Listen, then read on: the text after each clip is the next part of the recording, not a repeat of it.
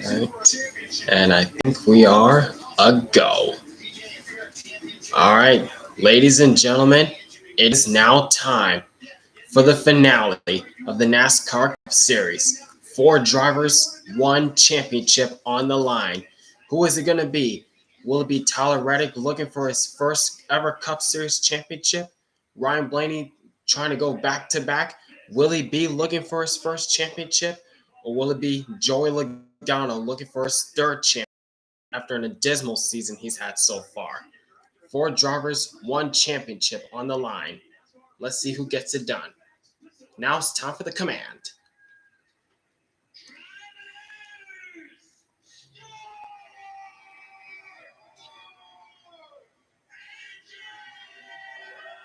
Whoa, what a command! Crank him up, gang, crank him up! The engines come to life in the duel at the desert in Phoenix Raceway. It's 39 of NASCAR's best take on the 1-mile track at Phoenix Raceway. While also we say goodbye to 1 champion in the Cup Series back in 2017, Martin Truex Jr. will be making his 693rd and final Cup Series start full-time in the Cup Series. Thanks for the memories, MTJ. He's got 1 more race to do something spectacular. Yep, you're right, John Vandermeer. Time to put the season in the books. The NASCAR Cup Series Championship race, the season finale at Phoenix, coming up next. The duel in the desert. Screen is glitching? What do you mean? What do you mean, NASCAR Fan 33? By the way, welcome back. Thanks, John. Thanks, John.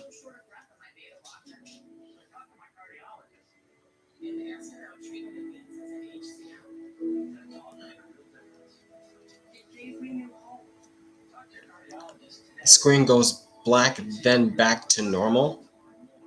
Is it on your end, or is it on my end, or is it on the TV? Is it on the TV for when the race is on? What's going on?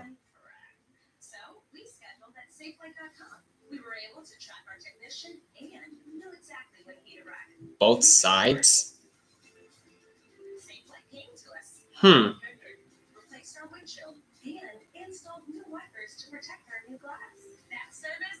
Well, try refreshing YouTube and see if it's better, because I don't think it's glitching on my end.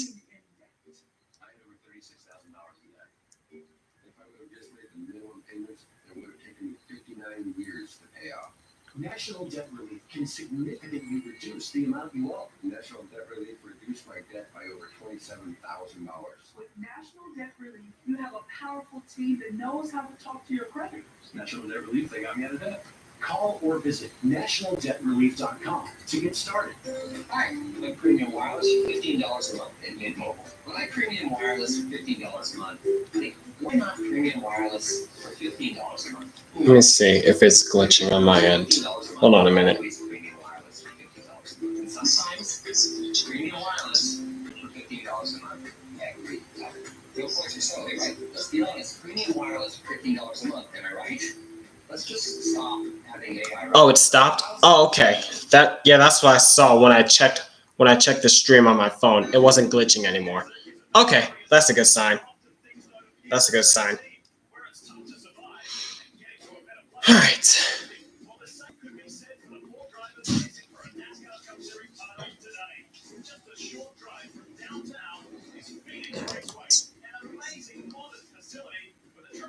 Yep, there's downtown Phoenix, Arizona. But the racetrack is located in Avondale, Arizona.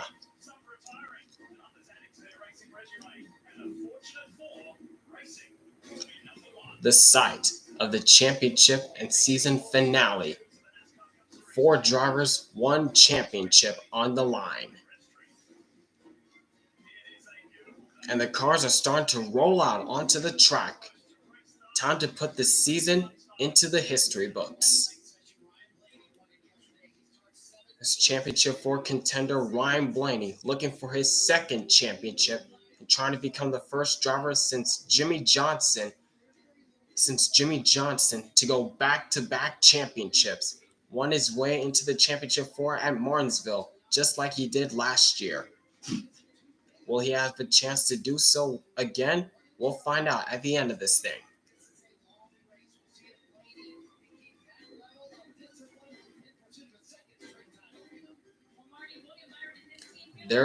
And William Byron, driver for Hendrick Motorsports, looking for his first ever Cup Series championship and looking to get back what was rightfully his last year when he had a breakout season in 2023 but couldn't close the deal with the championship.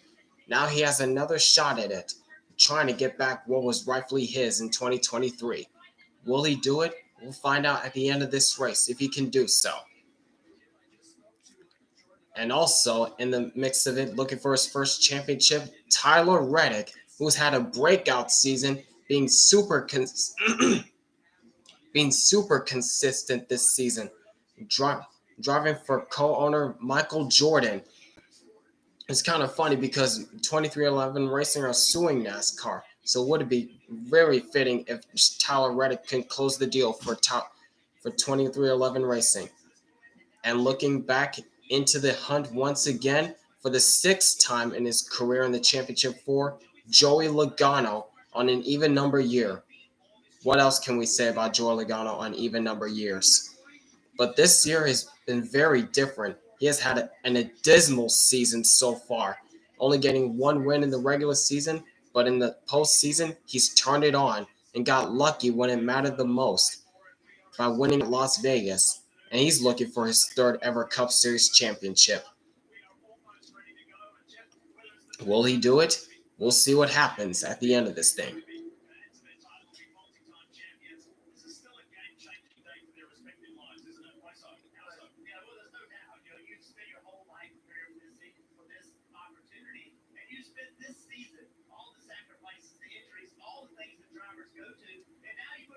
These drivers have fought hard for a long 10 months. For nearly 9.5 to 10 months, these drivers have been fighting hard. And it's all come down to just 4 drivers looking to make history.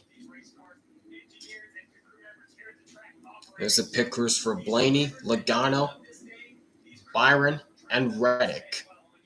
They're going to have to be clutch. They're going to have to be clutch at the most pivotal moments in this race. One mistake and your season is down the toilet. Now looking at the starting grid. Martin Truex Jr. in his last ever Cup Series start, in that beautiful throwback to his first Cup start in 2004, is on the pole. And outside of him, Joey Logano. Then it's Ross Chastain, Kyle Larson, Chase Elliott starting P5, rounding out the top 5. And I think to the outside of him was Ty Grandpa Gibbs. And there's Ryan Blaney. Not a good qualifying position for Blaney, starting 17th. And also, looking at row 13, there's Kyle Busch, starting P25. It has been an awful season for Kyle Busch. And it looks as though his winning streak, trying to go 20 years with at least 1 win, is going to be stopped at 19.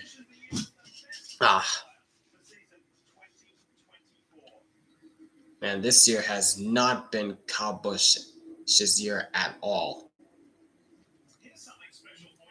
And there's the championship trophy. It's ready for whoever is able to be there at the end of this thing. The Bill France Cup.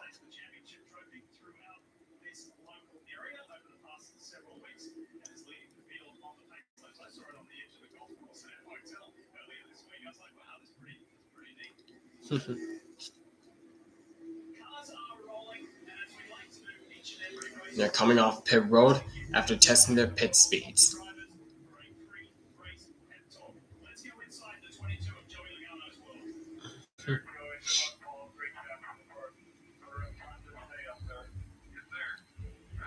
We'll see. This is not going to be easy. we've seen multiple times in this championship 4. Mistakes were made.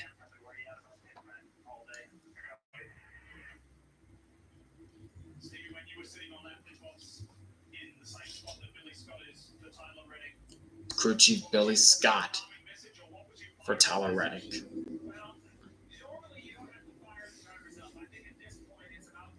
Oh, there comes Truex. I was wondering where he was.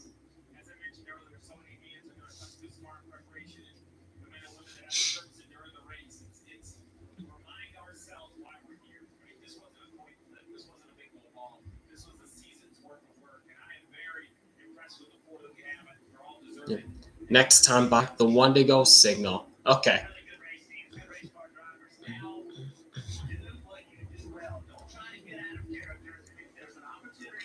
Here comes Truex lining up onto the pole sitter.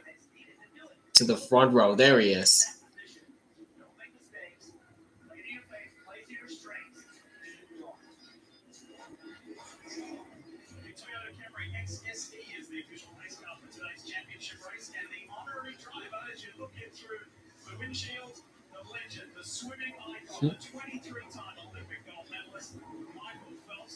Michael Phelps driving the Toyota Camry XSE, the pace car. How about that?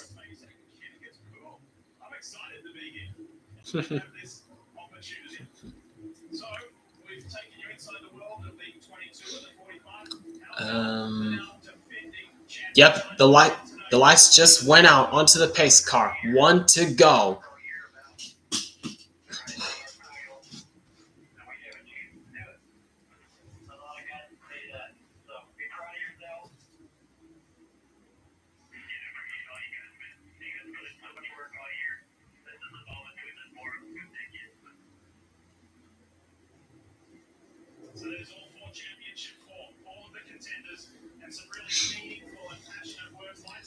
All right, lights out on the pace car, and the pace car is about to make the hard left-hand turn onto pit lane.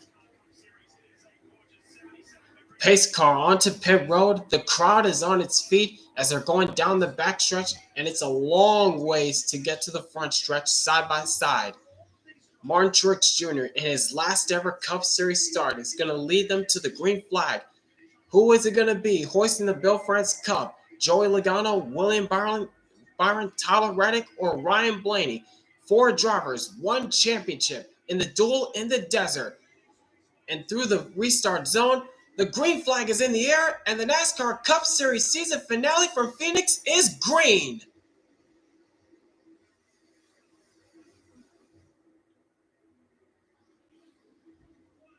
Whoa! Chastain literally really squirrely. Almost got into Logano.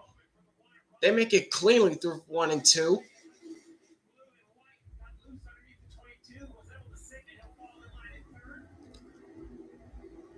Oh, nearly 4 wide back there. Oh, Gibbs in the wall already. Already, Ty Gibbs scrapes the wall. Oh, crash! And it's Gibbs again. Oh my! Already. What in the world?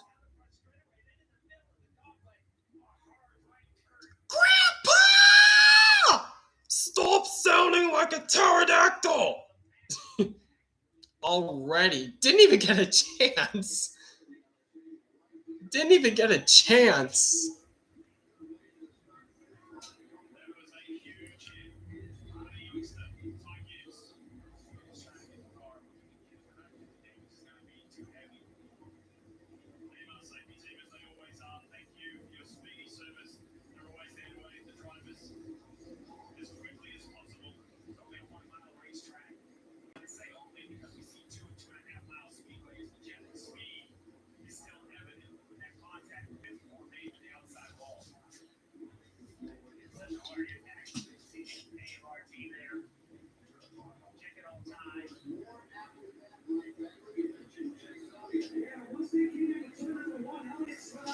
All right, what happened here? How did this get started? Yeah, Ty Gibbs went way too wide, clips the wall. He keeps going, but wow! Was it the transition from the dog leg to the apron? Oh, wow. That is a tough shot.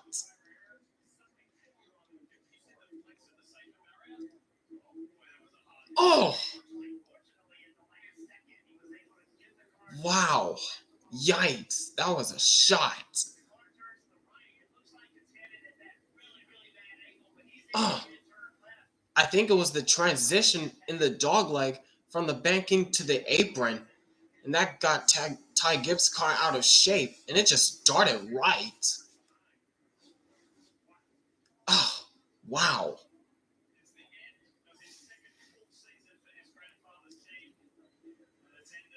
What happened? Ty Gibbs already crashed out on lap 2. Yeah, he's all right. Yeah, Ty Gibbs is all right. Hmm.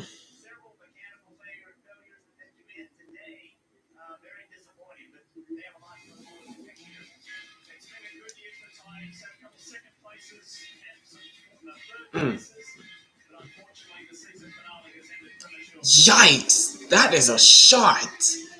That was a shot. Thank goodness for those safer barriers. Thank goodness Ty is all right. To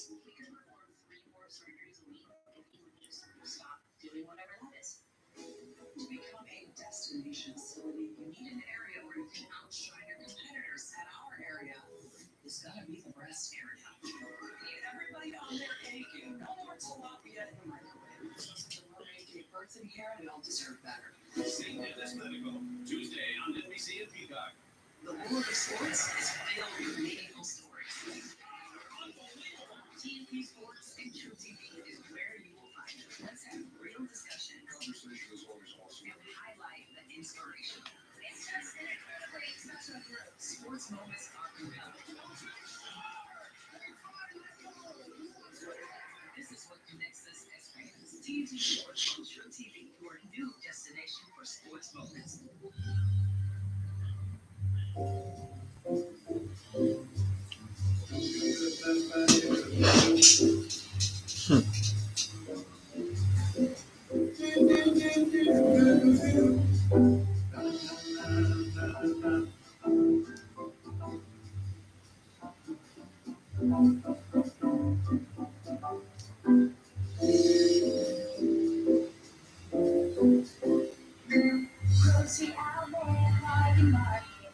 Punch to you, Dad. Just got a holiday makeover. That's right, we're unboxing a legal introduce for your home every Friday in November.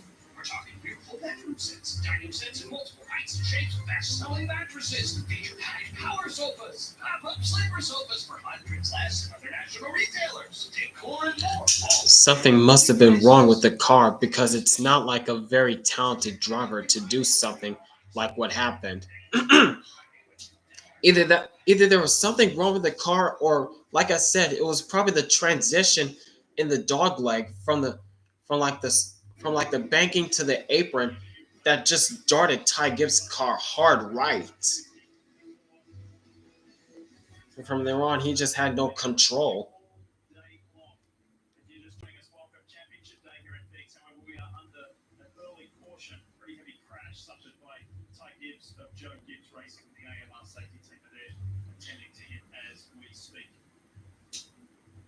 A special year for Toyota as it celebrates its achievement across many leading North American motorsport series. In September, William Sawalich clinched his second straight ARCA East Championship, while Toyota development driver Corey Pine led the Truck Series in wins and qualified for his second championship four. In Formula Drift, Toyota's Ford Charles secured his ninth Auto Cup title. Toyota's Canon McIntosh became the second driver to ever win two national midget titles in the same year. CJ Greaves won another Pro 4 title with his Toyota Tundra TRD Pro. In NHRA Championship drag racing, Toyota drivers scored victories in 15 of 19 races, with an opportunity for a championship next weekend. Toyota is the only manufacturer to have at least one driver make the championship four in every Cup Series season, as they are cheering on Tyler Reddick as they look to achieve their fourth NASCAR Cup Series title today. It has been a very productive and successful year, and they're supposed to continue that trend. This is the reason why we're under caution. It's almost cleaned up. We're back.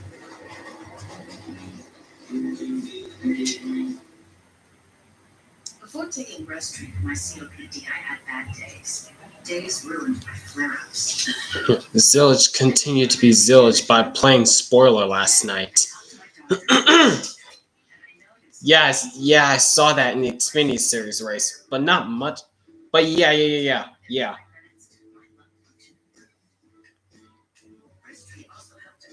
Yeah, when he was holding up Cole Custer and allowed Justin Allgaier to take home the championship last night.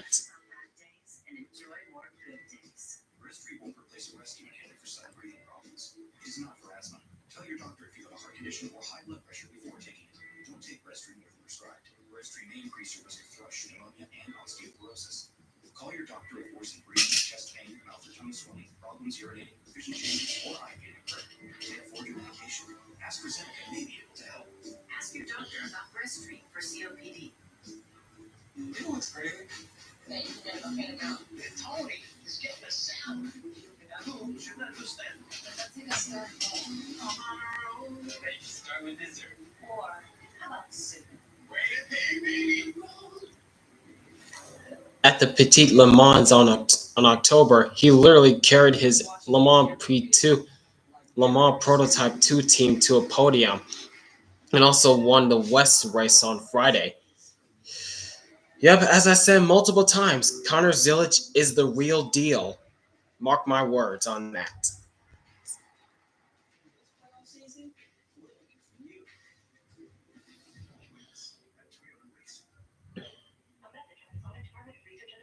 Save on any occasion with $1.99 menu. Grab 3 of your favorite entrees for under $6, or choose a dinner for 2 for under $10. Create the fun you want with Sonic $1.99 menu. Live free, eat Sonic.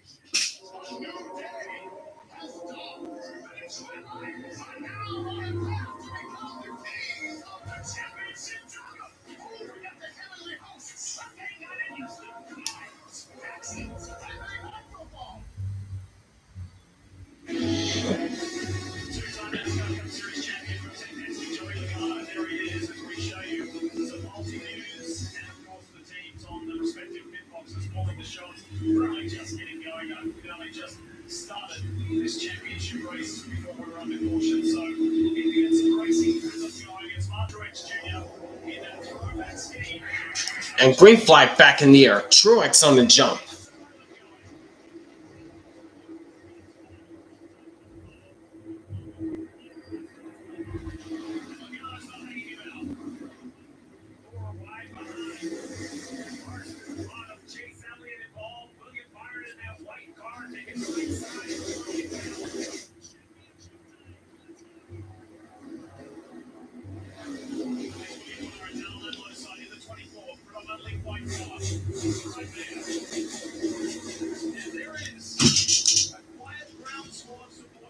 And up front, already, it's Logano up front. Look at that 4 wide. And Tyler Reddick's in the middle of it.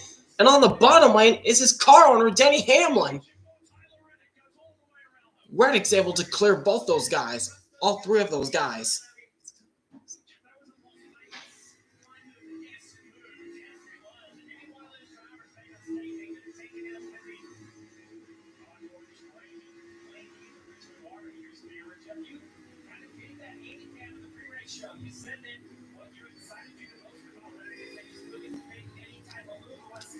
Meanwhile, we're riding on board with the other Championship Ford driver, Ryan Blaney, who's trying to pick his way through the field.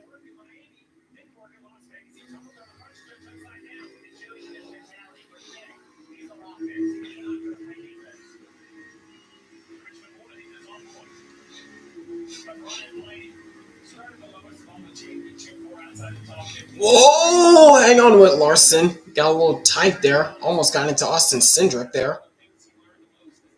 But they keep it straight.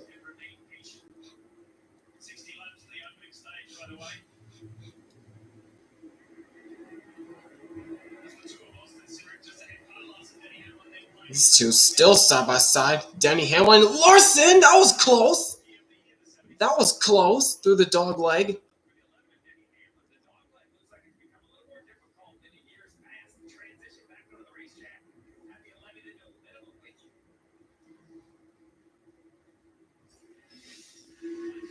Look at this.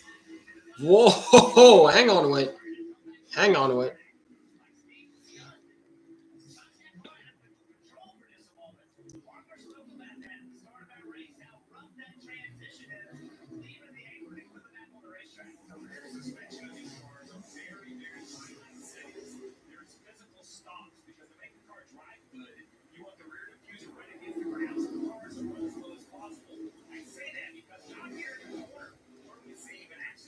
Meanwhile, in front of these guys, William Byron has just taken over the 4th spot from Ross Chastain and is picking them off one at a time.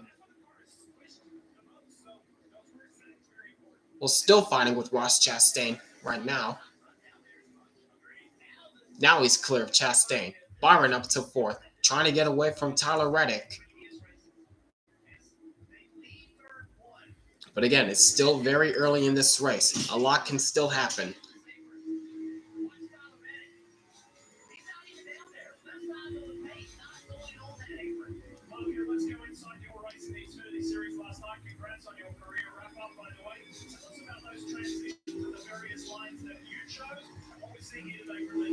And Chase Elliott just took away the 5th spot from Ross Chastain.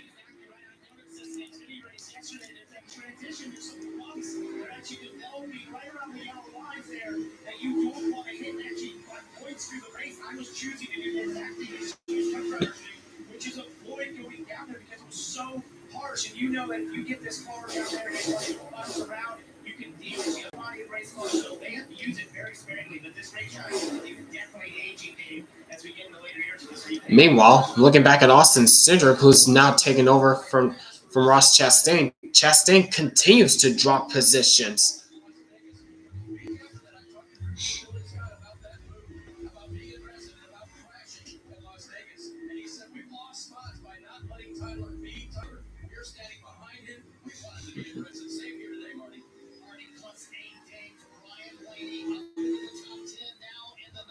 Now Ryan Blaney's getting by Ross Chastain. What is happening with Chastain? Is he having a tight race car early on? What's going on with Chastain so far? But anyways, Ryan Blaney already up 8 positions after starting in 17th position.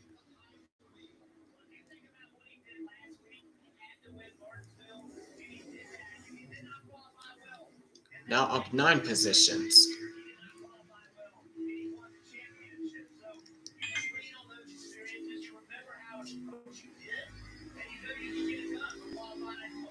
Hey, Alessandro.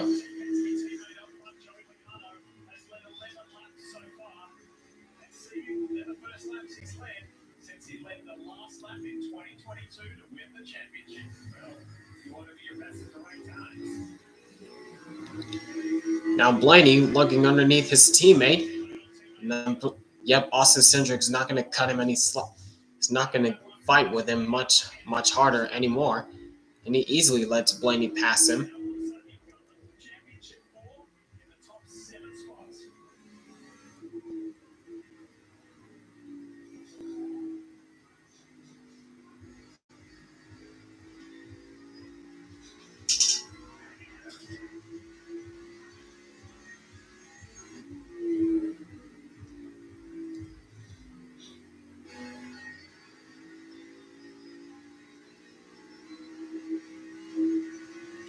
Guess we're doing an onboard view. Guess we're doing a ride-along for Ryan Blaney so far.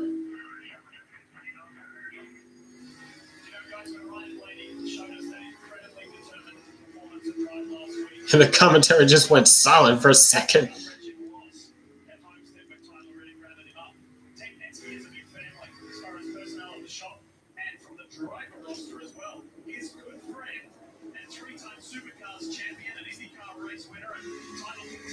Well, it's still early in the race, Hurricane Lee, but anything could still happen. But yeah, if Logano wins this championship, it's gonna be ridiculous.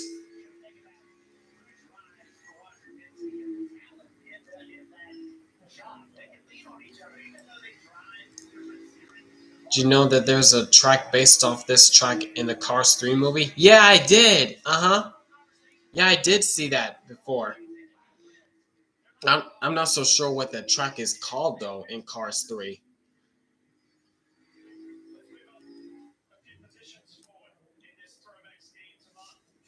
Now looking at Martin Truex Jr. running in the second spot, and that beautiful throwback to his first ever Cup Series start at Atlanta in 2004.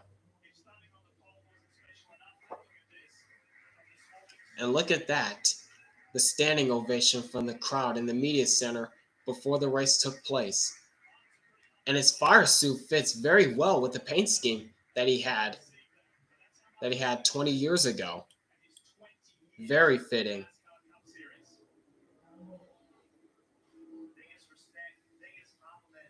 Oh, it's Cooper Canyon Speedway? Was that what the track is called?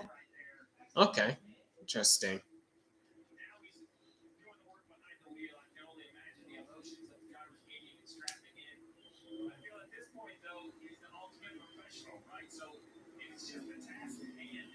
Yeah, Martin Truex Jr., two-time NASCAR Xfinity Series champion and 2017 Cup Series champion, 34 career wins.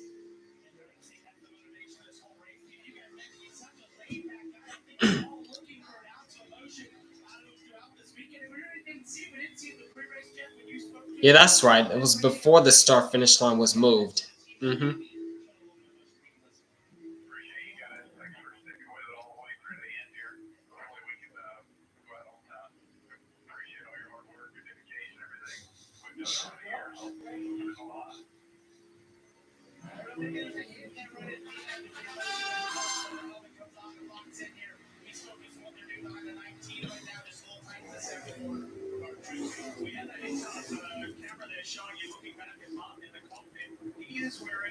Truex's Cup career can be made into a movie, one of the most unpredictable rise to stardom from Truex.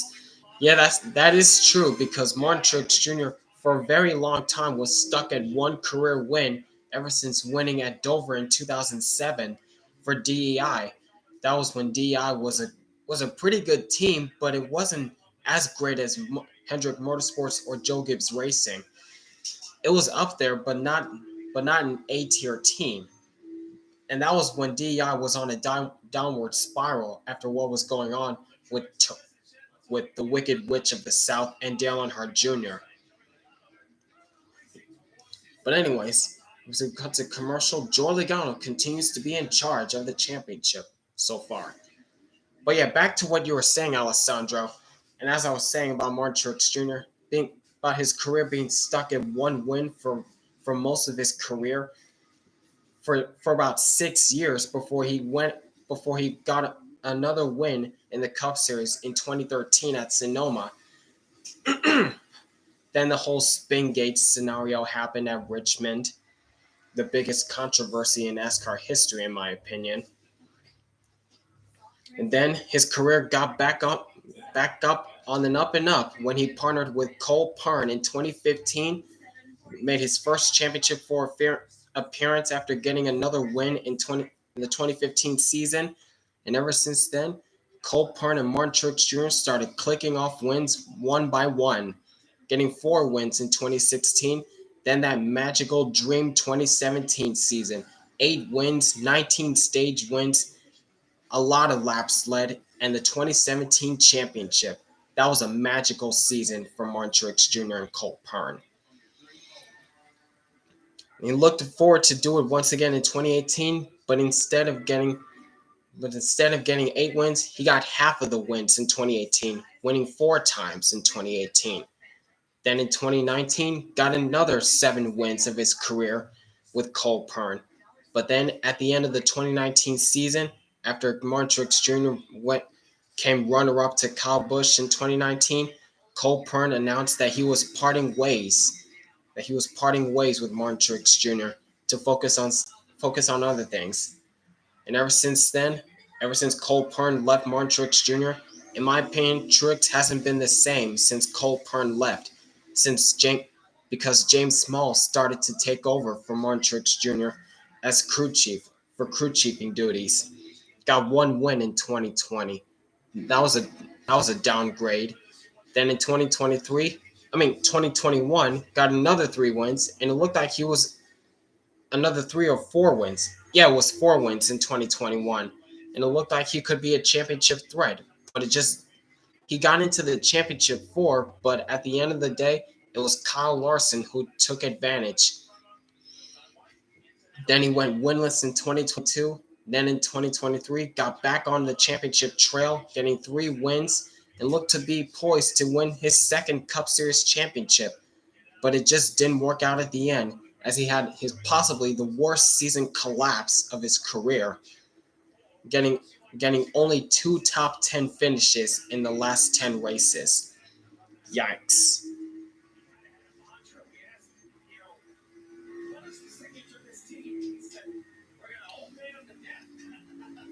It was 2020. It was 2022. Yeah, John.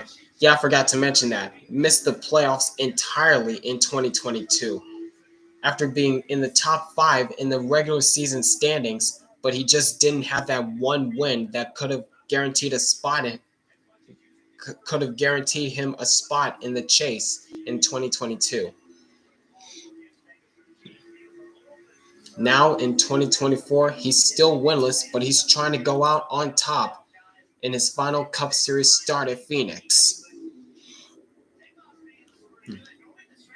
Man, what a story, and what a long ways, what a journey that Martin Truex Jr. has been in the Cup Series. And Truex led 2,259 laps in 2017, dominant from start to finish, along with the 8 wins. My goodness.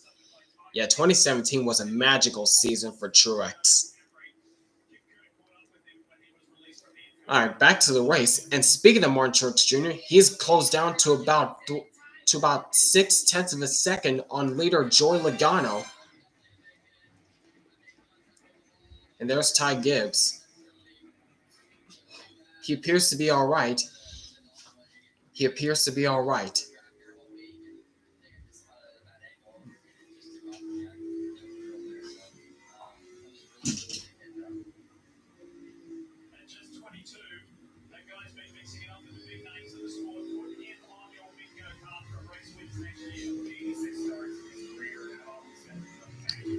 Yeah, I really do hope that Ty Gibbs doesn't have a concussion, because that was a hard shot.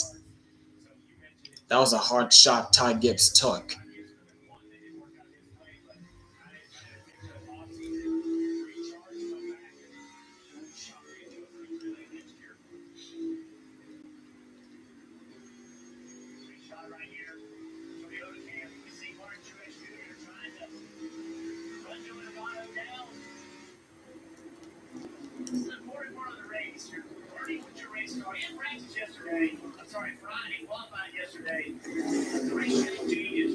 Don't you mean the whole off season to recover if he has a concussion, John?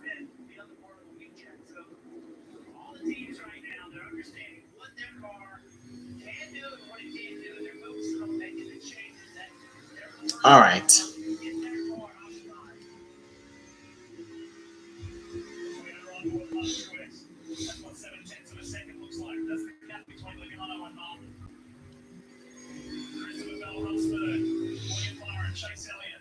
Meanwhile, we got a battle for position between 2 of the Championship 4 contenders. Ryan Blaney is still trying to hound down Tyler Reddick.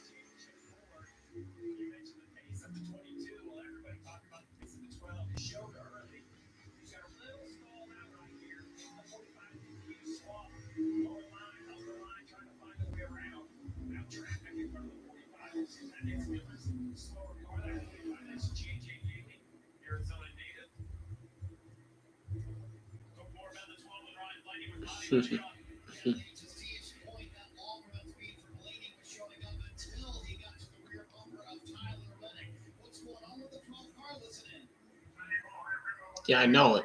Yeah, I know it's Byron.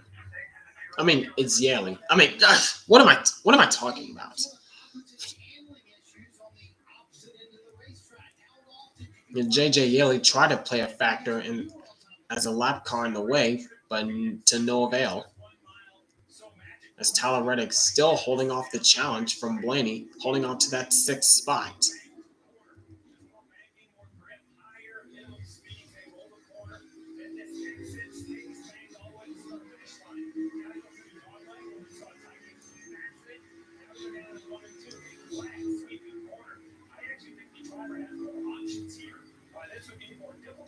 Reddick has the run on the top side, while Blaney's trying to look for grip on the low side. But again, Reddick has the drive off the corner.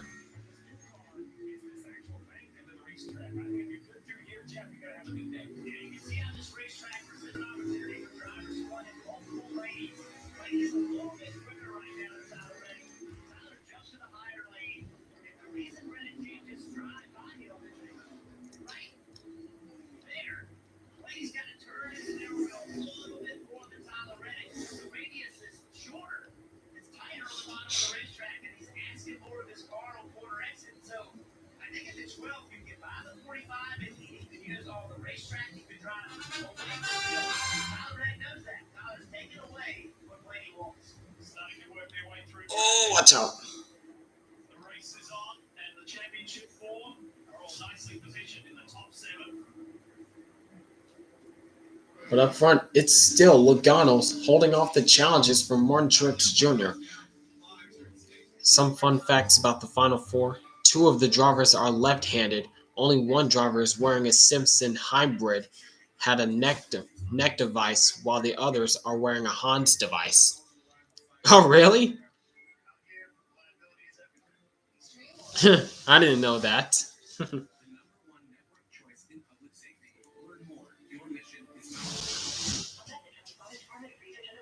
We topped off the new side smash and love with our creamy queso. The hand smash packs made to order. It's a cheesy love letter to your taste buds. And they're about to get real emotional. New double side queso smasher, part of our smasher lineup. It's hard to say who'll be more excited on the day after Christmas. The guy who got a brand new truck for mom and dad, or the guy who got all the WeatherTech protection for his truck, like laser measured floor liners, the under seat storage system. No drill, no flares. Am I looking forward to the off season? I mean, yeah, I am looking forward to the off season.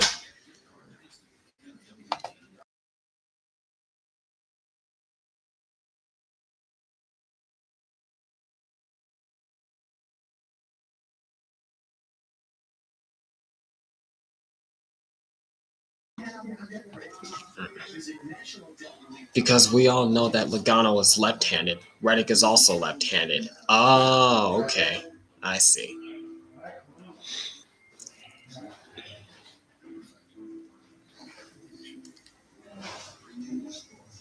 It speaks for itself. Travels may be enjoyed exactly how you are. Me, on rocks. Travels.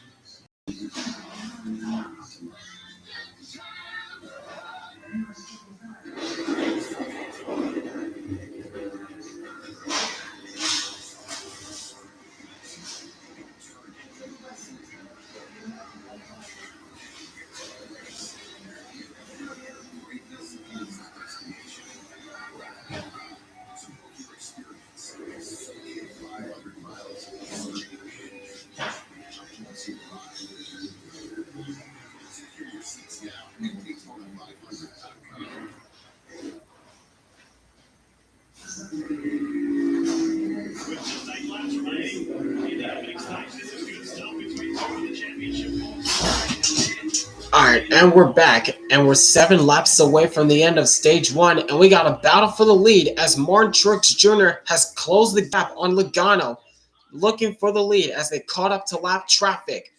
But right behind these guys is Christopher Bell, who's also closing in on the top 2.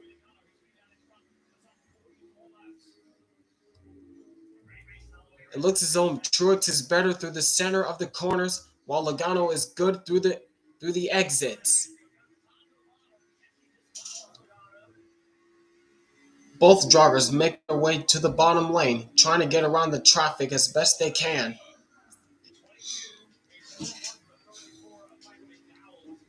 Oh my! Meanwhile, battle for 6th spot as Reddick is still holding off Blaney, but the gap has closed again. Blaney desperately trying to get around Reddick, but Reddick's not letting him have it so easy. While that battle is on the bottom, the battle up top for the lead is now a 3-horse race between the top 3, battling for the lead for the end of stage 1.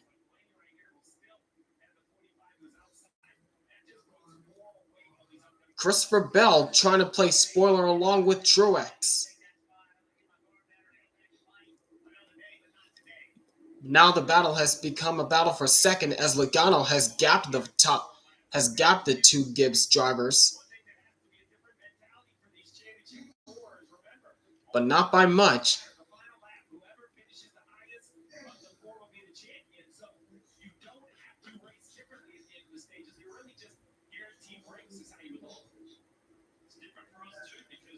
Now Truex is starting to close the gap on Logano once again as Logano is having a hard time getting around Daniel Hemrick, who is fighting desperately to stay on the lead lap. Hemrick's doing a good job, but it's really hindering Logano's progress right now. Now he's side by side with Hemrick, trying to get around him, and he will do so. Now Truex is going to have to deal with the traffic. And there goes Truex way down on the apron, trying to get around the lap car. And also Ryan Blaney went way down the apron, trying to get around Tyler Reddick for the 6th spot, side by side. But again, Reddick's going to have a big run off the high side, and he still maintains the 6th spot. All right, final lap in stage 1.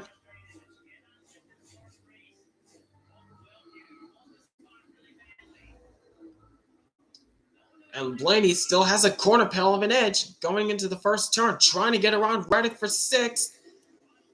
This is as far as he's gotten. Will he be able to clear Reddick? And he will do so. Blaney to 6th. What a battle. And up top, will Truex have another run at him? It looks as though he will not. Joey Logano is going to win stage number 1.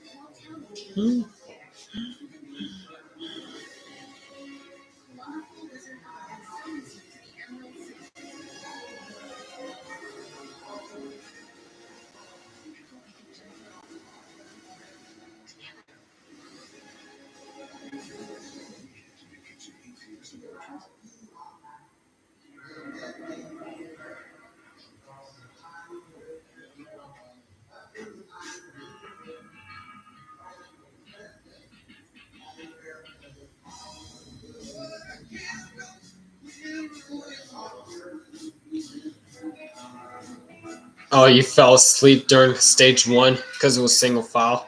Oh.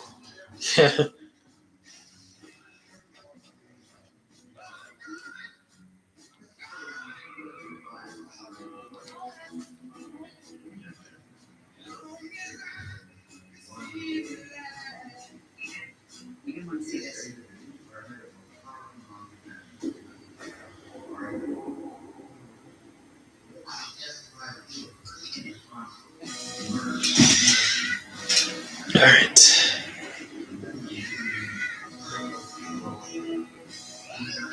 But anyways, what are you guys' plans for the off season? Let me know. What are your plans for the off season after this weekend?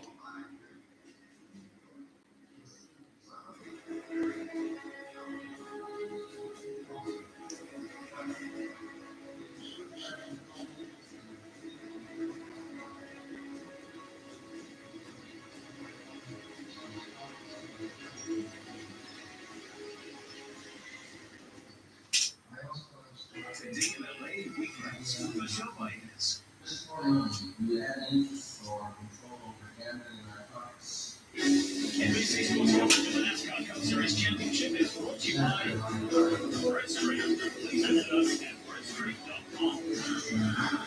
And NASCAR American Express Cup. Toyota. Let's go places. And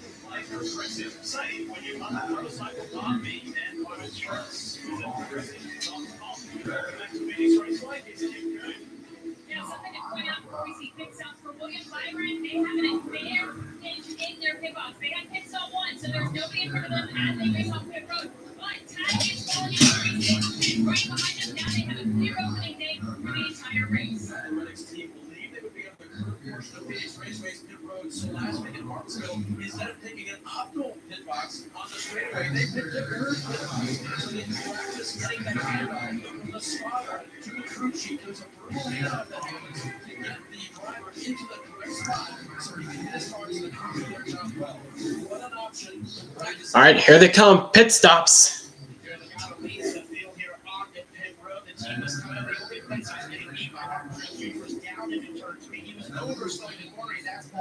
To loosen him up a little bit on the entry, they also have to stop short. Logano's in for his first pit stop of the day. Same with Tyler Reddick. And Blaney's in his pit stop. And same with Byron. Logano down and away.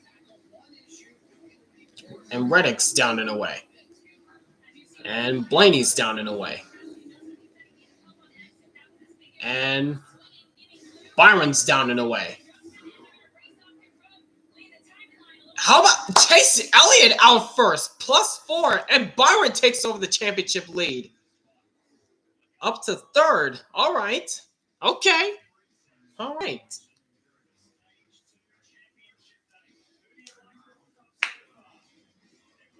Yeah, on that pit stop, Logano looked a little slow getting out of its pit stall with an 11.6 stop.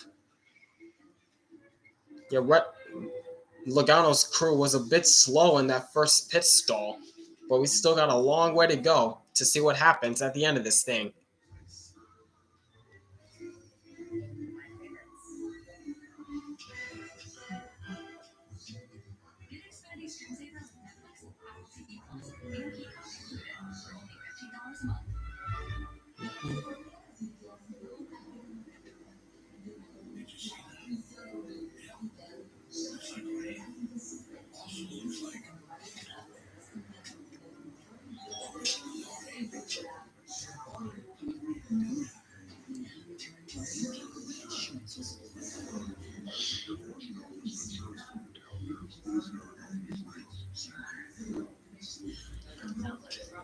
This is the one race where you cannot have a bad pit stop. That is right. That is true, John.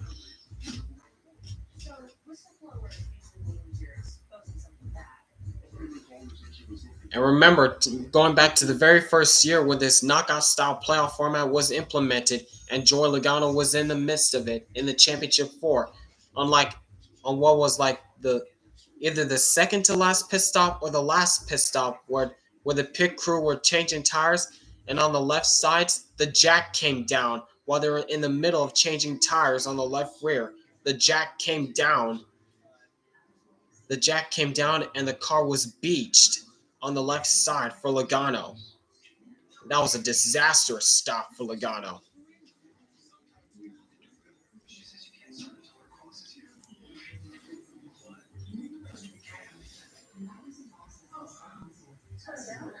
Oof. Mother Nature doing what she does best. Mother Nature doing what she does best.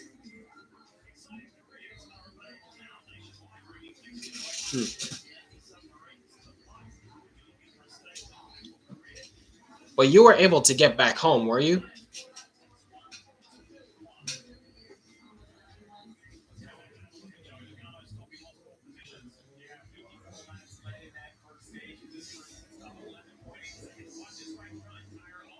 Oh, what happened? Oh, that's what happened. The right front tire. Once they were changing the right front, they were a bit slow changing the right front tire. That's why Logano's crew was a bit slow. You can't be doing those mistakes.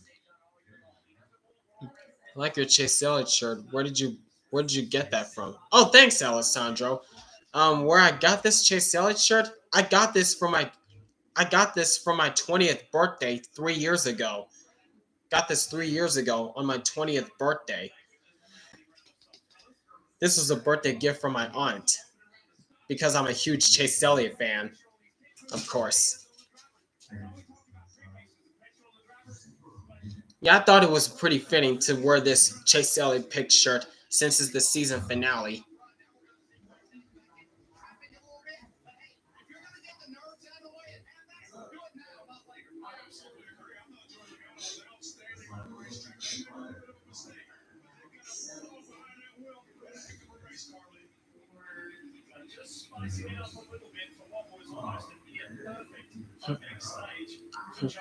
All right. Okay. Why did the chat get disconnected? That was odd.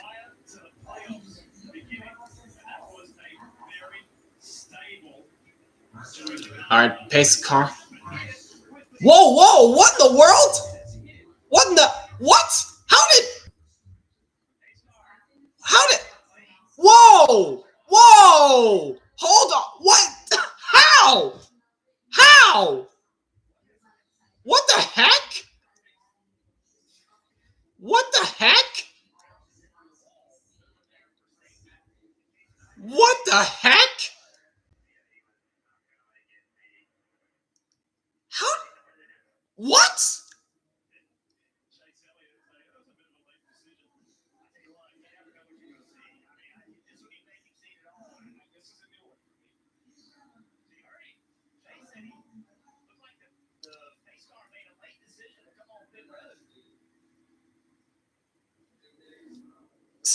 What just?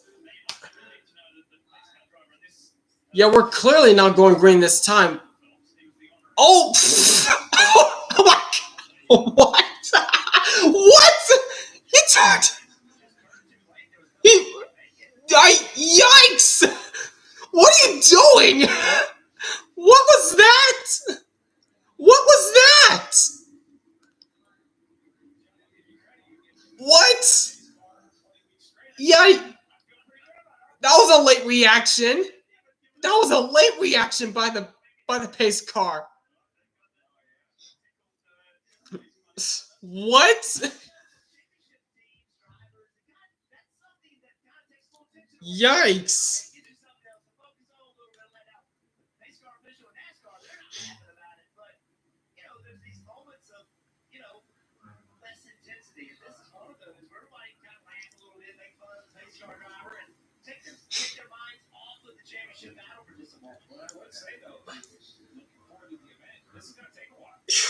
Yeah, this is clearly going to take a while. Yeah. Yep, the pace car driver turned way too late. Turned way too late trying to get onto pit road. And he just knocked the barrels down. All right. Well, that's something you don't see every day.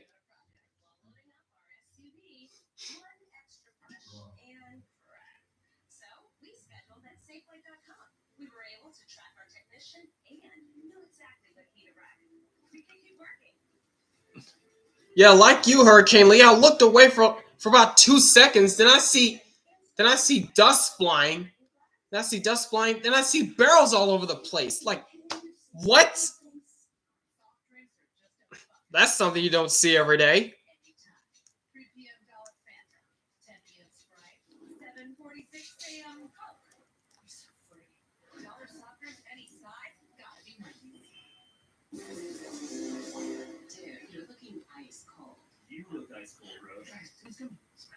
Let's do it.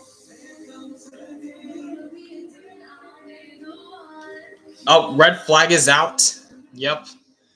The pace car official and NASCAR, they're not laughing about it.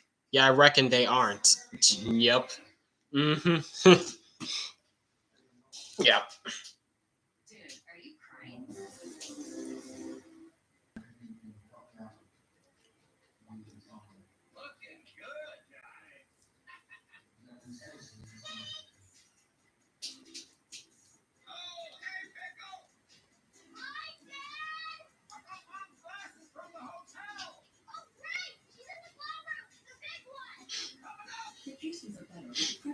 your side. The more points available to the few are now accessible to the many.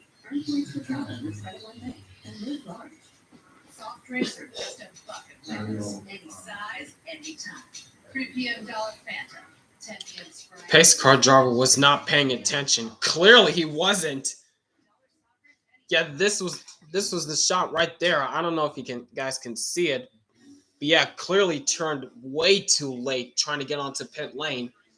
Yep, and the red flag is out to clean up at the entrance of pit road.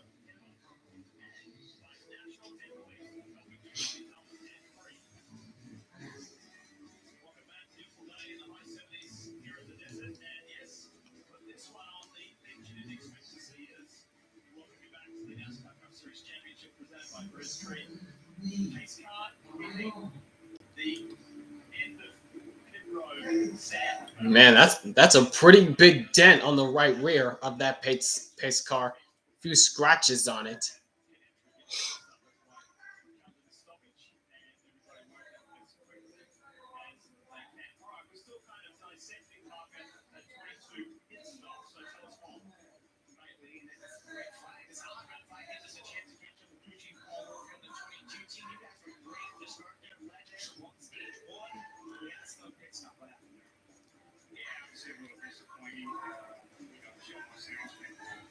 Good to start racing at good pace, but everyone's pretty close. As you can see, it looks like track position is going to be tough to make today. So we have to clean up pit road, but overall, I think our car's pretty close. We had a few small adjustments.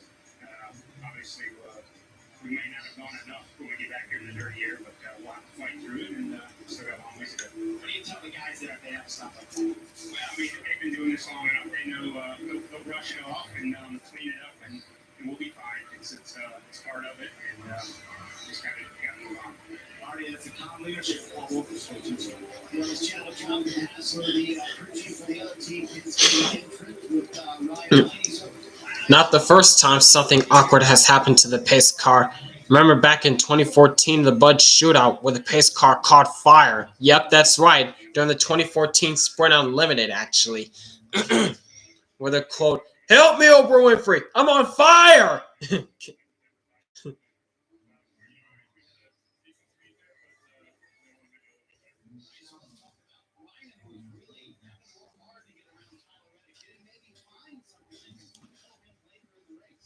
Or 2014 Clash, whatever you want to call it. Whew, man.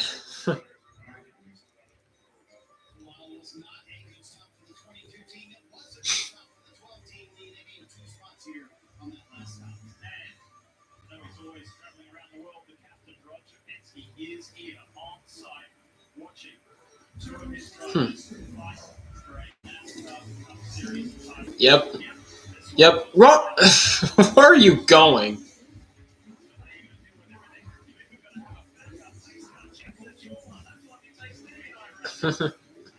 Thankfully, they had a backup.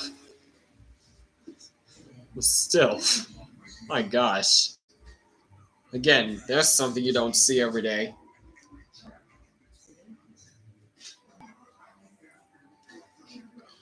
Speaking of the Clash, would you want it to return to Daytona one day? If so, would you want it on the oval or the road course? I know many fans want Daytona to host the Clash again, but at the same time, we haven't seen what Bowman Gray Stadium has to offer yet. So I'm gonna wait until what we see at the Clash at Bowman Gray Stadium first before I give my official opinion about that.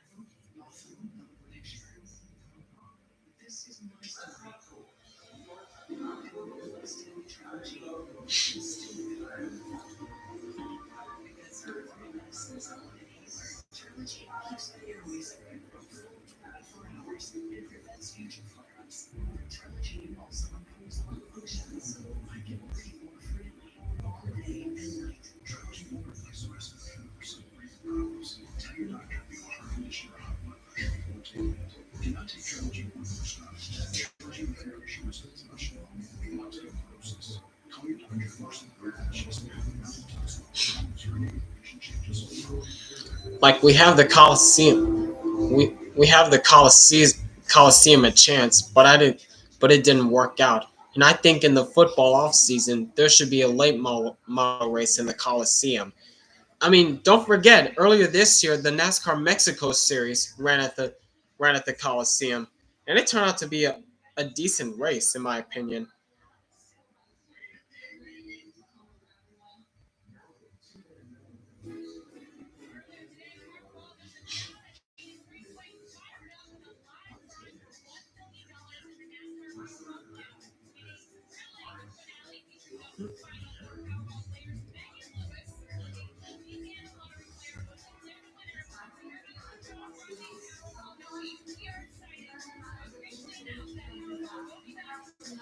Because they can handle those kind of tracks. Yep. All right, now we're back under the yellow, and we're coming back to green. Let's try this again. Oh my gosh. Let's try this again. All right. All right. All right. Let's see what happens now. All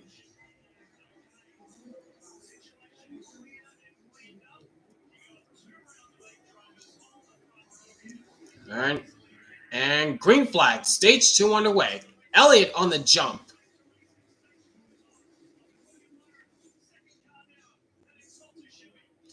Oh, Byron, don't do that. Don't do that. That's your teammate up against you, dude. And meanwhile, here comes Blaney around the outside, trying to take charge of the championship. And he's clear. He's got Logano pushing him. But Byron tries to fight back on the inside. Side by side, trying to side drive through the dog leg. Oh, watch it, watch it, watch it. Still side by side between the top two in the championship. Byron has the edge, but Blaney's trying to fight back on the outside. Here goes Truex trying to split through the middle. No room.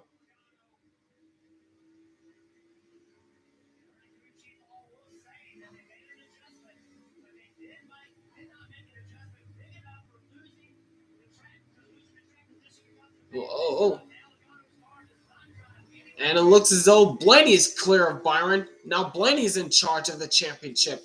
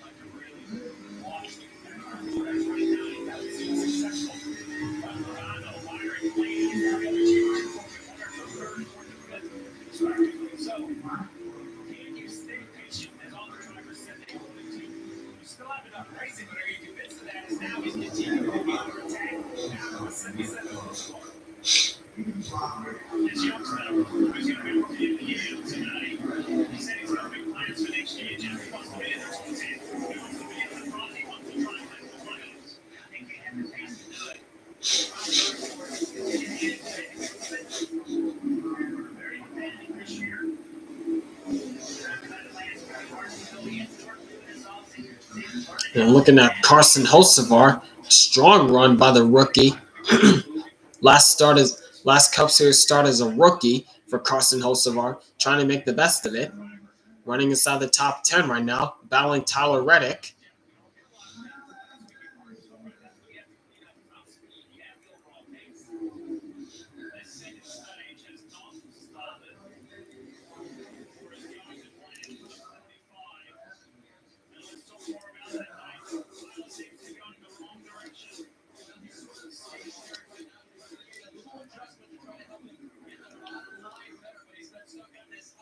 pretty much. Hocevar has pretty much locked up the rookie of the year.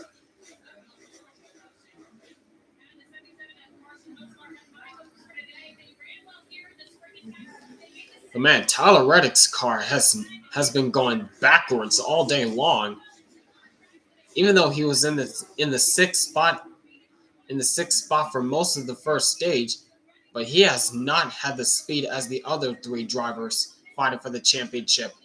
That being Blaney, Byron, and Logano.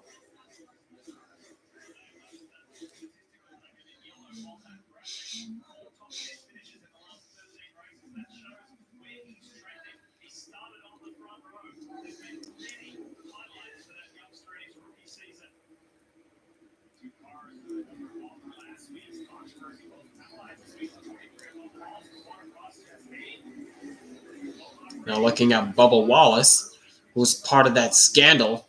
Bubba Wallace and Ross Chastain, two drivers who were part of that scandal last week at Martinsville because of race manipulation.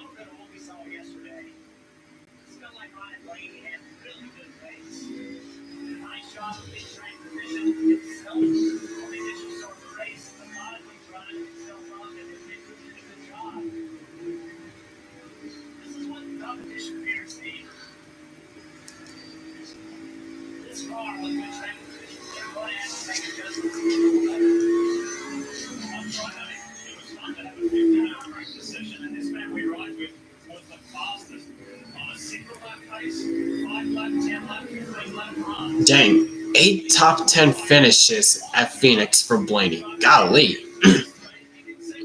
While the others, Truex, Chastain, Buescher, and McDowell, only have 2.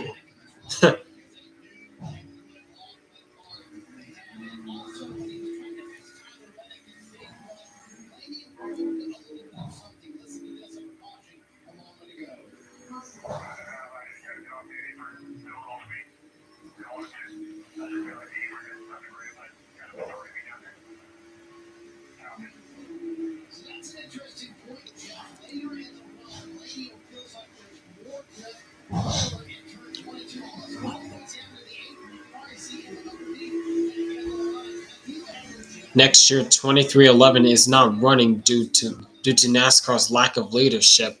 Well, well, we don't know for sure if 2311 Racing is going to be racing next year or not. But we do know that they probably lost the lawsuit or the judgment. They probably lost the injunction, as I heard. So that's unfortunate.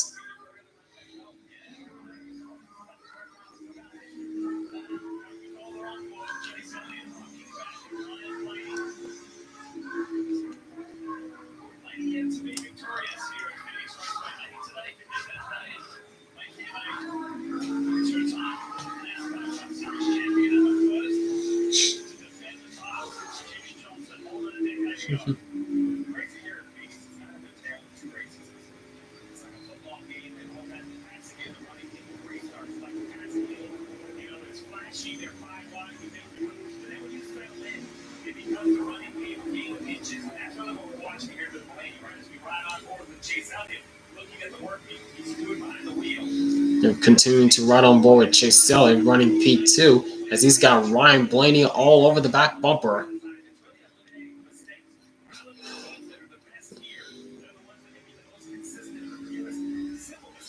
hopefully the championship race is in Homestead in 2026. That's what I'm hoping too. I'm hoping that Homestead places a bid to get the season finale date back for 2026. Because next year, Homestead Miami Speedway is moving up to the March date, so it could possibly get renovations again.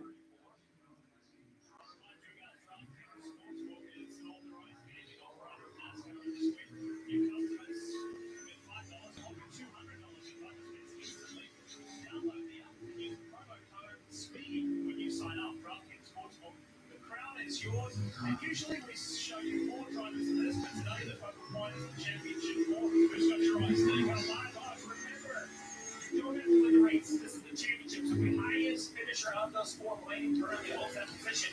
Third, 4th, 5th for Blaney, Byron, Logano. I can't believe you get ready. 7.5 to 1. He's down there at 10. Yeah, when they painted the front stretch yellow on the infield, because from when it first ran its first race in 1995 with the trucks to at least 2010 in the Cup Series, it was just grass along the front stretch and back stretch.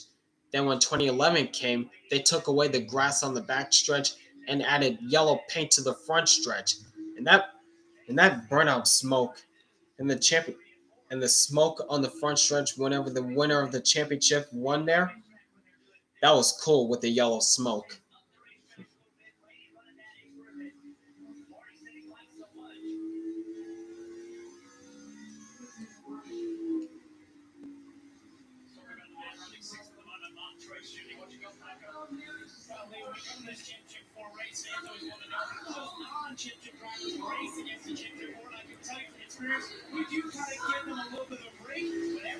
Now looking back at the pole sitter, Martin Truex Jr. running in the 6th spot. Looks as though he's trying to stay patient with these drivers.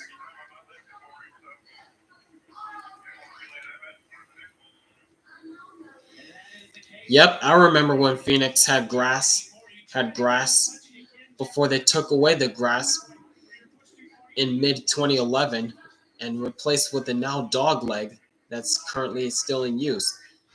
And it was basically Phoenix Raceway used to have an infield road course. That's why there was so much grass there in the first place. And it remained like that until 2011 when they took the grass away and took the infield road course away to how it is now.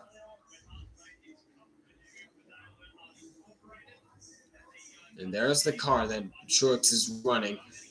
Throwback to his 2004 scheme when he made his Cup Series debut. Jeff Gordon was the last driver to win at Phoenix in the old configuration. Yep, in 2011 once again.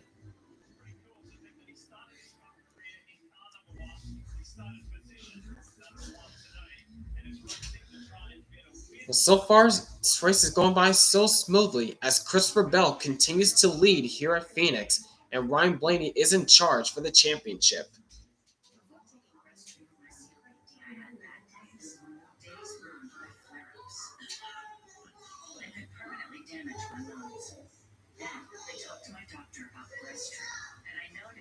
Things changed. Breastfeeding better breathing. Starting within 5 minutes, my month was in. Breastfeeding also helped improve my symptoms. I was even further to reduce cramps, including those that could send me to the hospital. Now, I worry less about bad days and enjoy more good days. Breastfeeding replaces breastfeeding for celebrating problems. It's not for asthma. Tell your doctor if you have a heart condition or high blood pressure before taking it. Take breastfeeding when prescribed. Breastfeeding may increase your risk of thrush, pneumonia, and osteoporosis. Call your doctor if there's breathing, chest pain, mouth or tongue swelling, problems urinating, vision changes, or eye pain. Can't afford your medication? Ask for Zinc. Ask your doctor about breastfeeding. Wasn't Harvick the first winner in the Wasn't Harvick the first winner in the I call dogleg start finish configuration? What? I can't understand what you're saying, Base Tugboat. Can you say that again, please?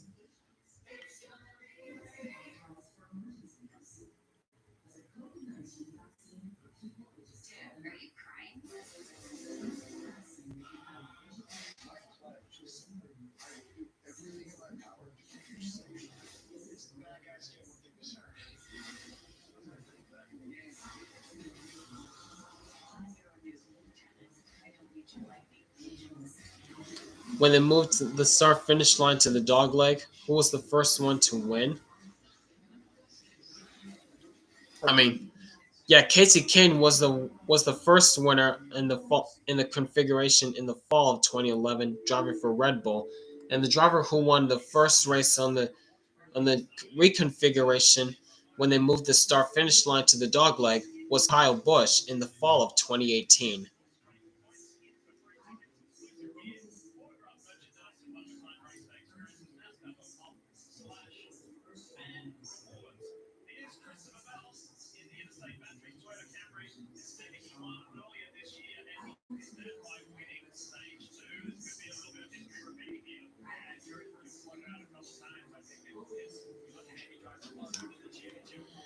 No,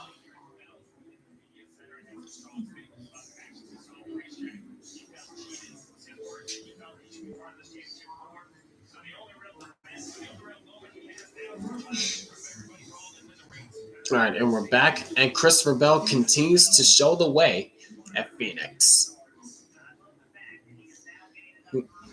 Remember, Christopher Bell won this race in the spring in March.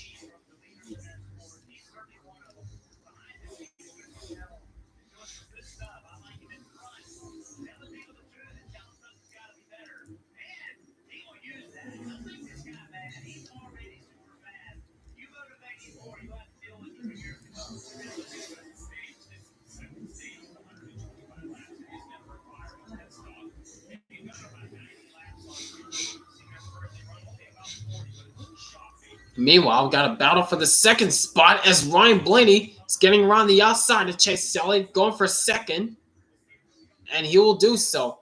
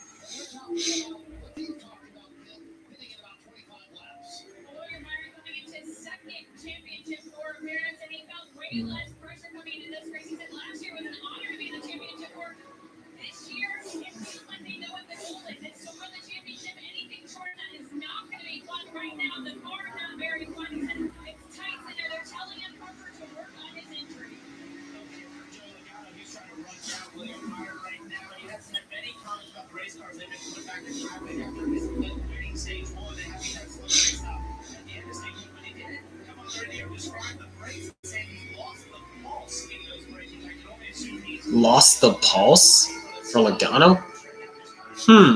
What is that supposed to mean? Lost the pulse.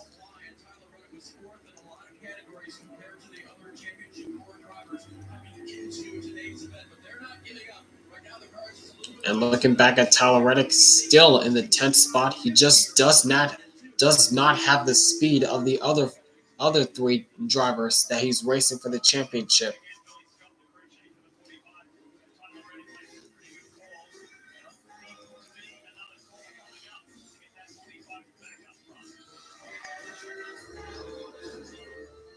But Christopher Bell continues to lead the way.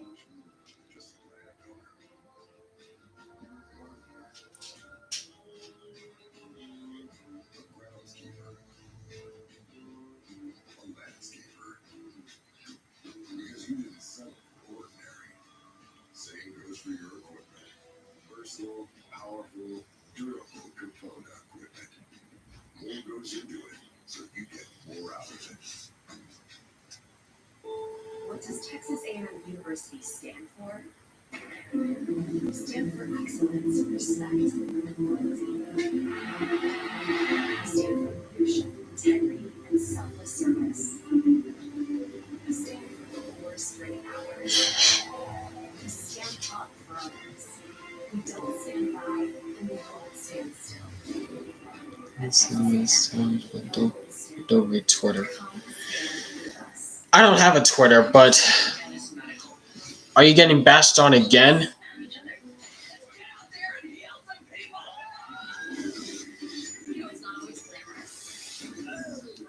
What? RCR should fire Bush, huh?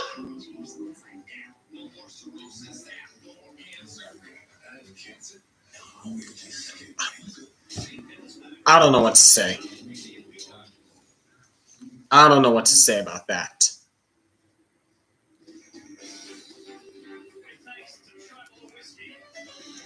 What would that do? RCR has fallen off so much. True. Yeah, Twitter is stupid. Like I said many times before, I am so glad that I do not have a Twitter account. It's too toxic over there.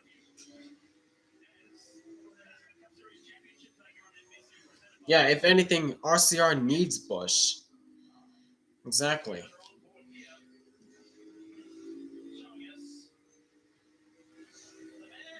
Jimmie Johnson, four-time winner here, seven-time Cup champion. You will see Jimmie, Phil tells me, we'll see him again in the car next year. But Steve, your old friend, it'll be on a limited run. This is the ninth race for this year. Yes, he's on the ownership structure. Looking at Jimmie Johnson so far. It's a different element to his professional life. And it's a big deal for the partners to see a legend, a Hall of Famer, stood behind the wheel, even if it's just on the odd occasion. Oh, Denny Hamlin's on pit road. This could be the start for green flag pit stops. And it is. Suarez just finished his service. Hamlin's in, Gregson's in, Haley's in, and Zane Smith is in. The same with Chase Briscoe and Kyle Busch. Now LaJoy is in. Chase Elliott, William Byron, Joey Logano. Everybody coming in for their services.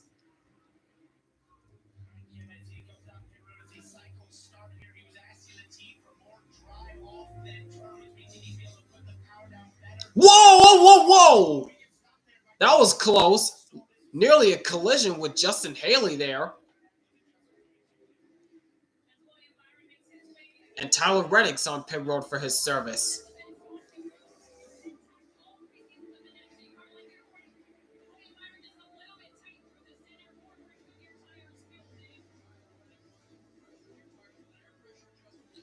Byron's down and away. And here comes Blaney in for his service. Same with Bubba Wallace, Cindric, Chastain, Nemechek, Dillon, Johnson, Truex, and Buescher, and Burton.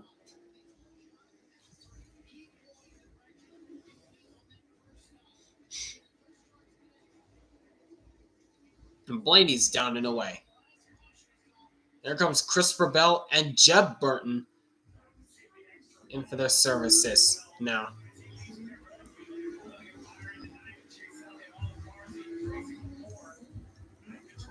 Yep, there's Byron, and there's Hocevar.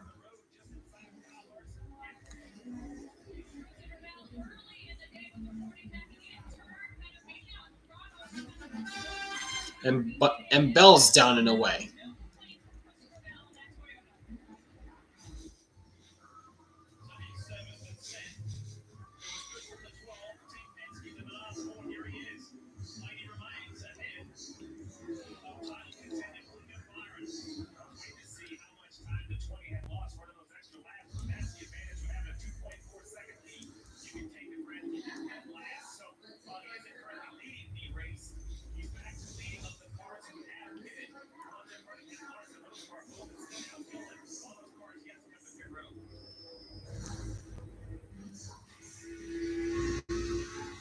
So the drivers that have yet to pit, okay, never mind.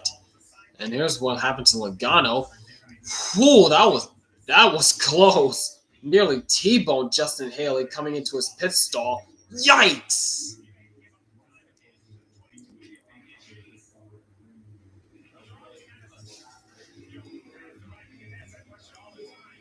But the drivers who have yet to pit are Kyle Larson, Carson Hocevar, Alex Bowman, Ricky Stenhouse Jr., Todd Gillen, and Daniel Hamrick. Those drivers who have yet to pit.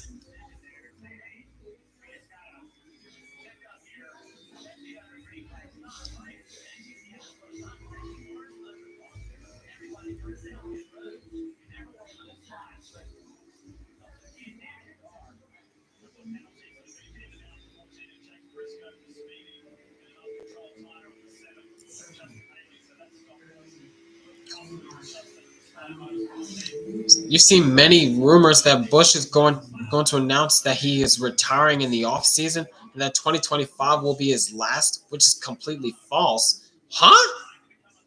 I know it's false, but who said that? Just because Kyle Busch has had one bad season doesn't necessarily mean he's gonna be retiring. What makes does that make? What sense does that make?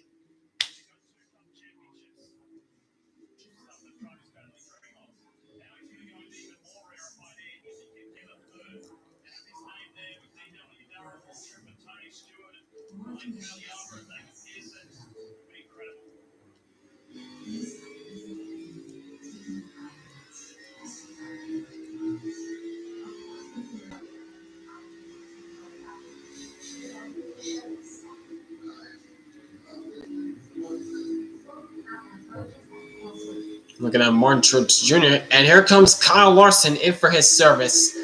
Same with Carson Hocevar.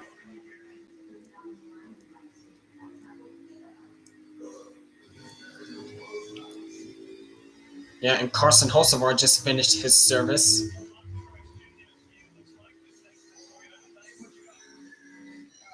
And Larson's down and away. 10-second flat for Larson.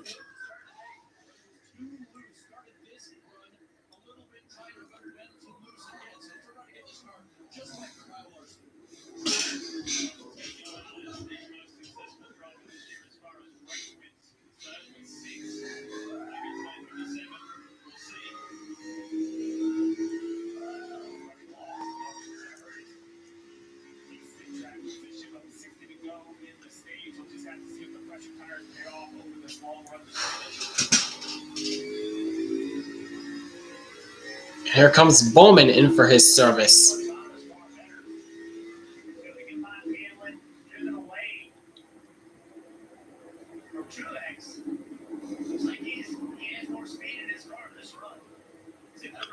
Design on Jimmie Johnson's Carvana Toyota. That was a competition winner, a fan, and that fan is here with the Legacy Motor Club team. Something I needed this. It's great representation, really a variety of units. But I didn't even know where he was going to race. It just seems like having the sun out here, build a car for a bunch of holes out here.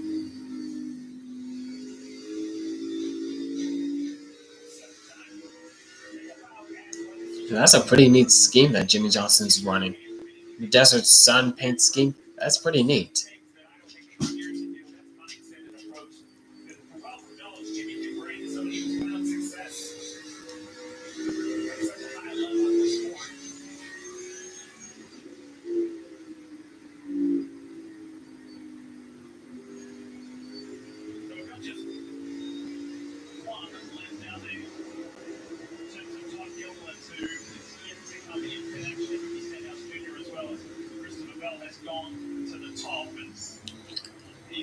Now looking back at the leader, Christopher Bell, he has just taken over the top spot.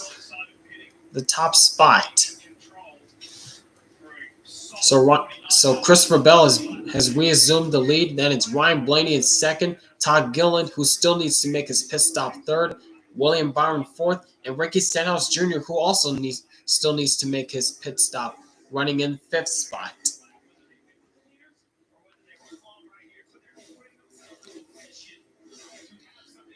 Yes, Alessandro, I did hear that FedEx is leaving NASCAR after this race.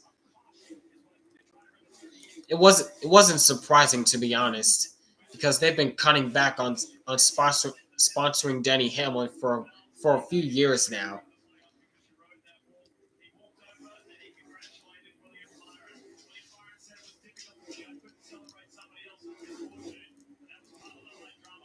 But anyways, Christopher Bell continues to lead here at Phoenix. I had over $36,000 in that. If I would have just made the minimum payment, it would have taken me 59 years to pay off. National Debt Relief can significantly reduce the amount you owe. National Debt Relief reduced my debt by over $27,000. With National Debt Relief, you have a powerful team that knows how to talk to your creditors. National Debt Relief, they got me out of debt. Call or Yes, stay away from Twitter, Big Tugboat. get started. Stay away from Twitter. Fully restored protects. A first of its kind innovation that returns distance to factory clean by removing up to 100% deposits. Restore your engine before restore protection. Another first without the leak.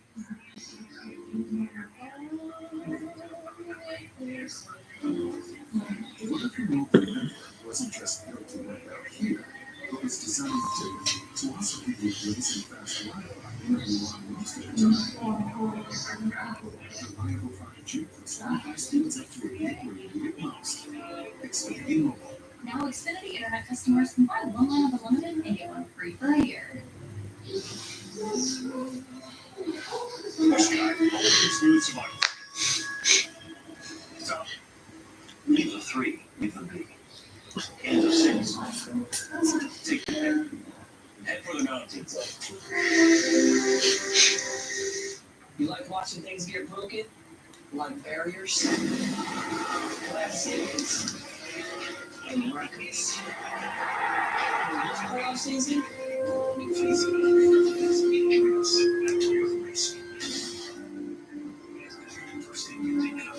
You see a pickup truck.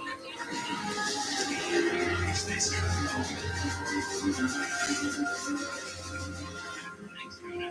Join us at Toyota Racing. there's a place where moments are made to go everything lasts for hours. Take your children a second time. Yeah, you can return and make it. And it will happen fast. Some say it's just a NASCAR race. But it's fast. It's America's destination for acceleration. Over 4 NASCAR returns. Motor Speedway makes it better. Experience it for yourself. Get tickets now at motorspeedway.com. My favorite FedEx schemes were from 2006 to 2010, where Hamlin drove the FedEx Express, Ground, Office, Kinkos throughout the year. All 4 were different colors too. Yeah, I like those. The FedEx Express were original bright yellow or orange, bright orange yellowish. The FedEx Freight was red, FedEx Ground was green, and FedEx Office, they used to be Kinkos, was blue. Yeah, those were my favorite paint schemes.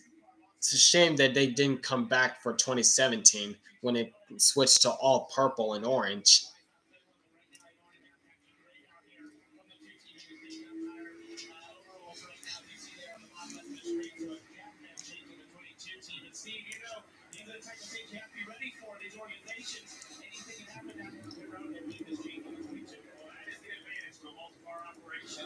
Unfortunately, couldn't get all their cars, and they got 2 of their cars in, so you can't go take remember the 12, right? So a 3-car operation, 4 do line service too as well. But next man up, Cindric car, and drops Cindric.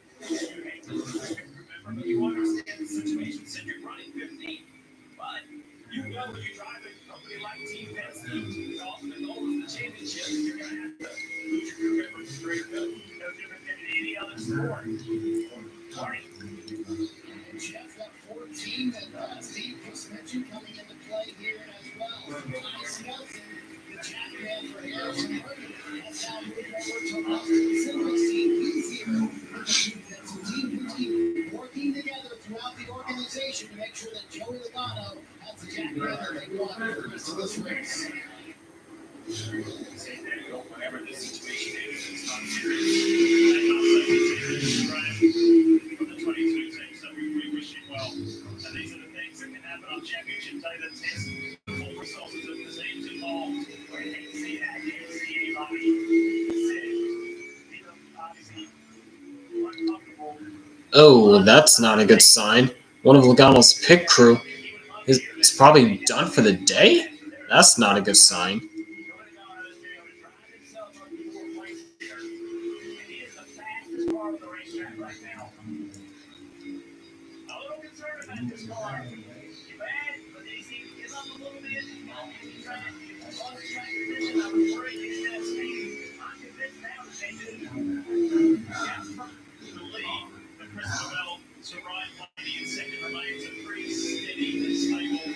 Yep, Joy is running faster lap times. What happened to Logano's pit crew? Pit crew member? I'm not so sure what happened, but he appears to be done for the day. From what I heard, he feels uncomfortable down behind the pit box or some sort. I'm not so sure, but that's not a good sign.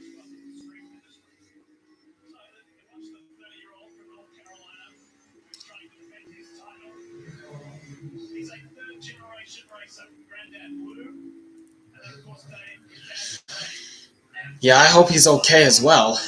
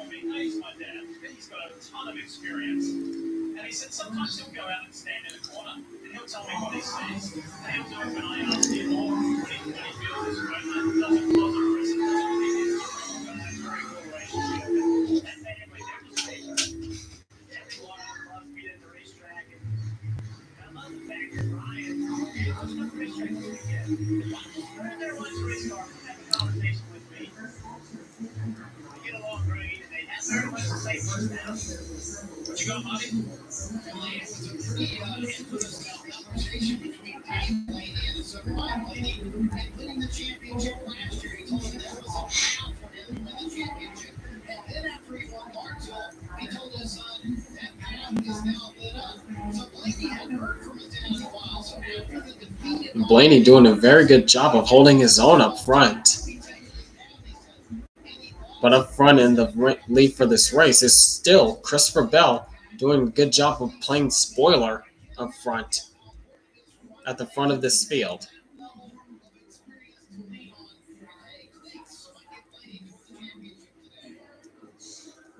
And Blaney looking for his second straight championship and trying to give Penske Racing their third championship in a row in the Cup Series.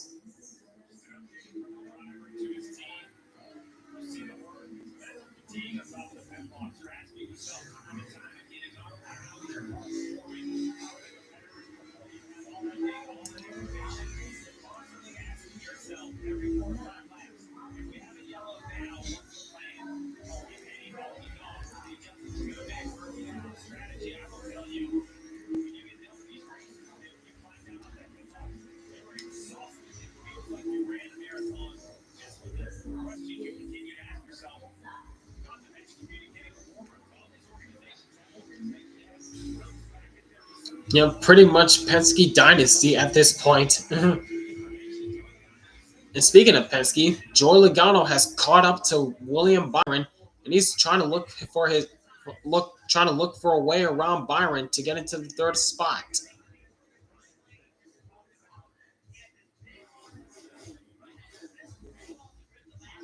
Oh my gosh, we've got a lot of traffic in front of these guys.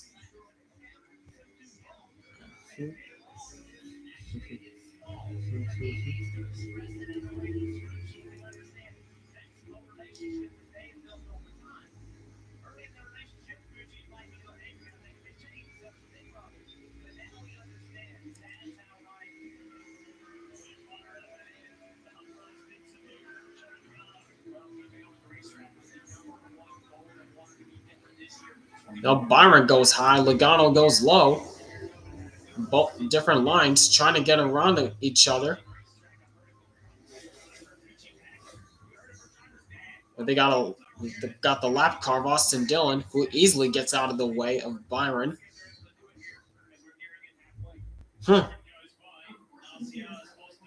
Yo, but here comes Logano. Logano used Dylan as a pick. Now he's underneath him. He's got the edge. But Byron's going to have a run off the high side by side down the back stretch.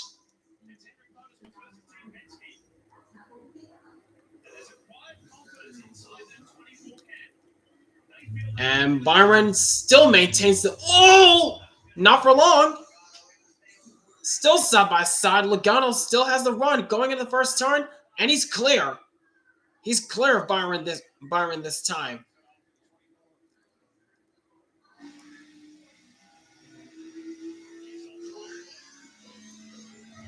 RCR is like the Jets of NASCAR success before the 21st century, big name drivers, but nothing to show for it. Yeah, pretty much.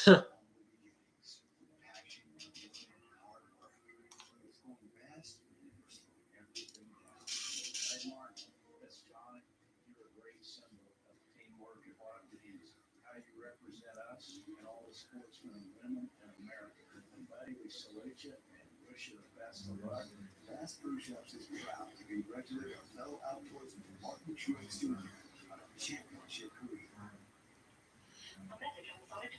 Yeah, drivers like Harvick, Busch with zero championships.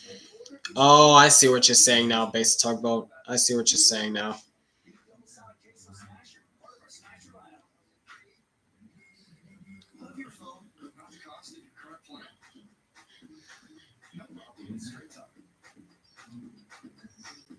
Bring the phone you love and get one line for $25 a month when you switch to Straight Talk. That's up to half off the price of the competition. Plus, the best part of all, get a $200 credit for a new phone after 12 months. With Straight Savings, you save now and later. It just makes sense. Straight Talk, real unlimited data, less dollars, more cents. At Ashley, it's not just Black Friday. It's the Ashley stain-resistant fabric. Where have you been all my life? Black Friday event. But don't wait. It's also the Ashley. You can save up to $1,000 store-wide Black Friday event.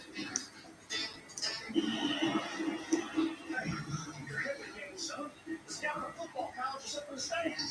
You get around to go to school for insurance. I didn't raise no insurance, man. But you did, Dad. Football's your passion. I'm providing around-the-clock protection with threats of cuss words and vital home and honor. Jamie, we need you out here for football. Oh, what's going on here?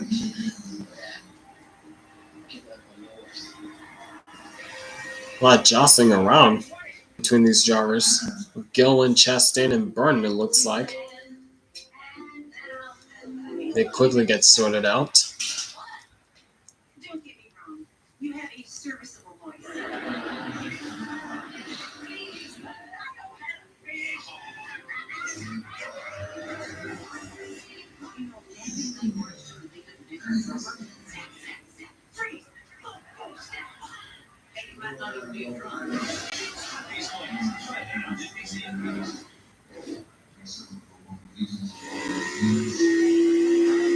Xfinity delivers the fastest connection to every NASCAR race. You can enjoy ultra-low lag streaming and multiple Wi-Fi coverage with green flag, checkered flag, Xfinity, bring on the good stuff.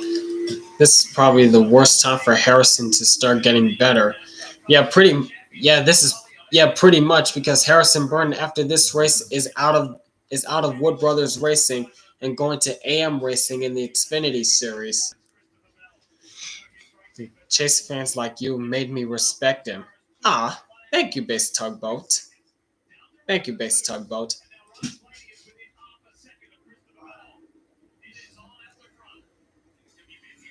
And meanwhile, we got a battle for the lead about to brew up as Christopher Bell has been run down by Ryan Blaney.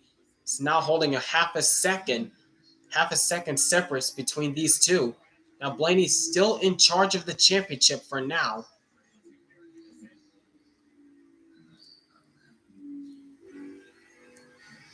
And Blaney has to be a little bit more careful not to waste too much time behind Christopher Bell, because Logano, I know he's 3 seconds back, but Logano is way faster than both these guys right now. So it's only a matter of time if Logano can catch these two.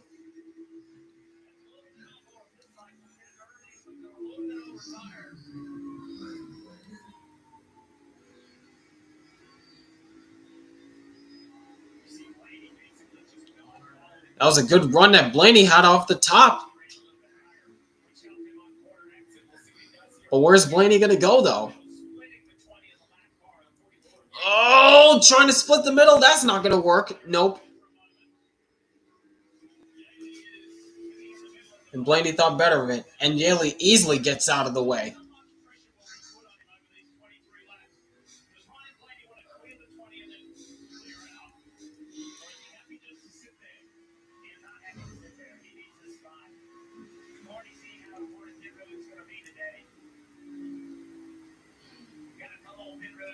Race. One of the things Ron Blaney said coming into this weekend as the reigning champions trying to win their title. He said, we're better. We're even better as a team than what we were last year. Yep, Christopher Bell still leading, but Blaney's half a second, and 2 seconds behind Blaney is Logano. He is closing hard on these two. He is closing hard on these two.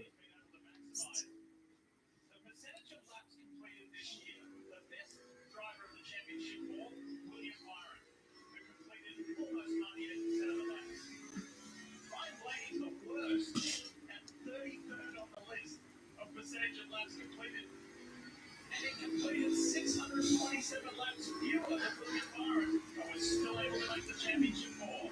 And here at the hard conversation about the format, you have to understand that competitors operate within the parameters set. Absolutely. When you race, it's an unpopular statement, but the goal right now is to win stage 1, stage 2, and take the final lap of the race. All the laps in the Oh, a little bit of a moment up there between Bell and the lap car of who? It looks like Josh Berry up there.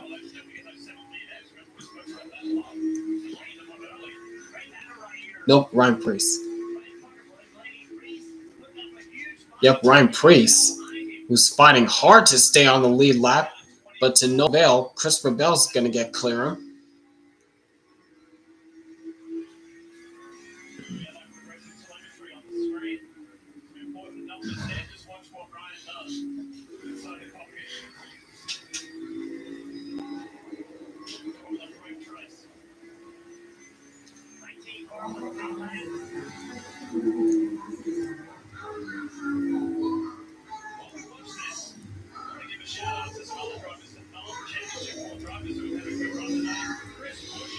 Oh, boogity. Let's end this season with a great race. That could be an idea for my meme recap coming out tomorrow morning. That could be a great idea, John.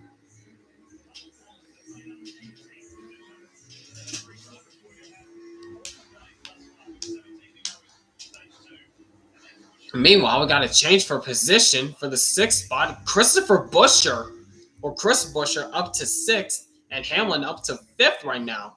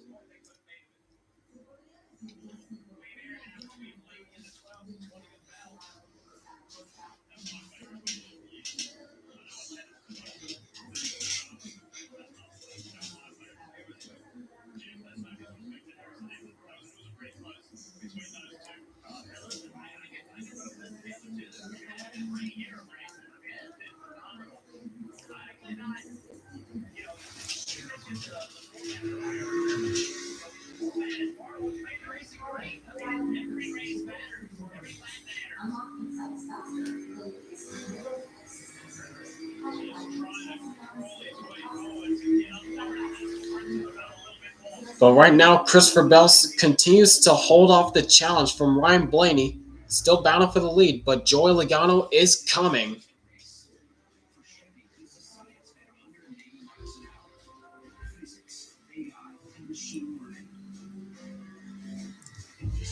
For next season, is the CW Spinny broadcast going to stay as the NBC broadcast, both of Rick Allen and Jeff Burton, or are they going to hire new people? I'm not so sure about the CW just yet.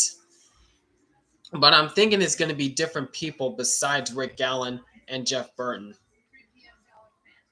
Because when the Xfinity broadcast moved to the CW at the end of this at the end of this season, starting at Bristol, it was still Rick Gallen, Jeff Burton, and Steve Letarte in the booth. And so I'm thinking next year it's going to be different people for the CW, for the Xfinity Series.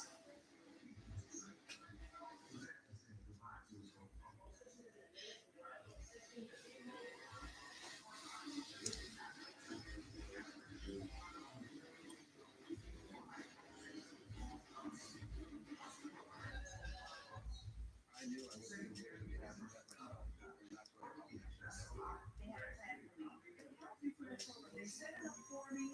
I followed it, and I'm gonna get ready. Visit nationaldebtrelief.com to get started. If it's the same, then NBC practically has exclusive coverage for the Xfinity Series next year. I guess you could say that, but all I can say is keep your fingers crossed on what CW does for next year when they cover Xfinity next year.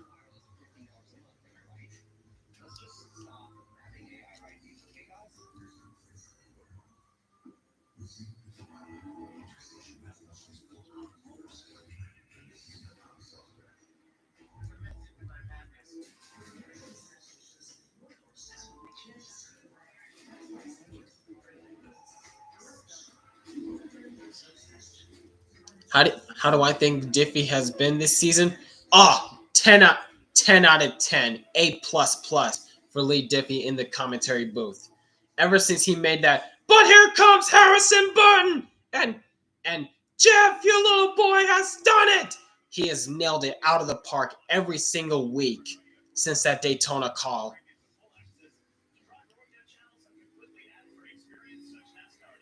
Even though there were some critics thinking only Americans should be in the booth for NASCAR. No Australians allowed.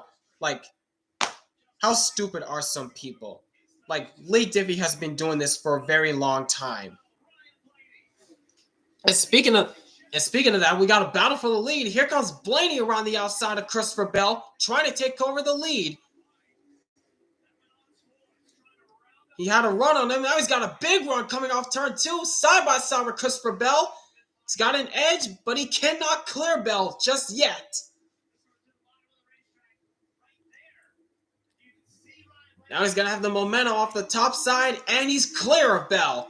Ryan Blaney to the point.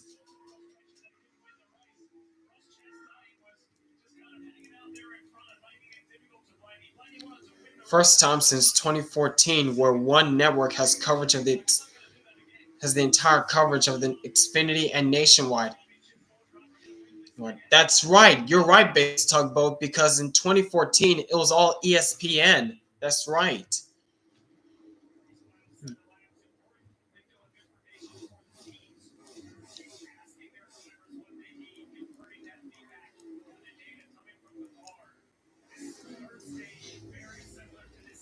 Well, don't look now, but Christopher Bell is trying to fight back for this lead. And this is the fight for the end of stage 2.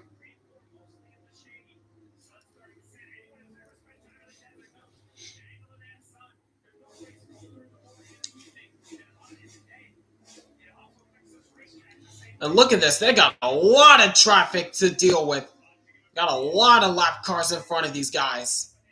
This could get hairy.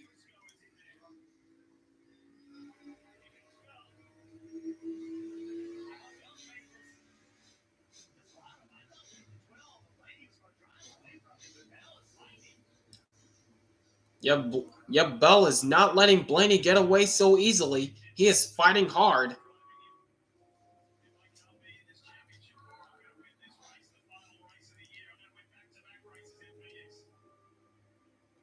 Oh, Briscoe, what are you doing? Oh, Bell's got underneath them. He's got a nose underneath them. Side by side. But Blaney still has the edge. And Blaney's still holding off the challenge. Nope, Bell's still hanging tough with him.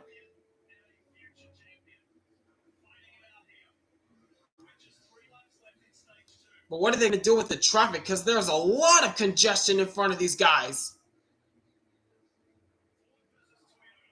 Still side by side, but don't look now because here comes Joey Logano right into the mix with these two.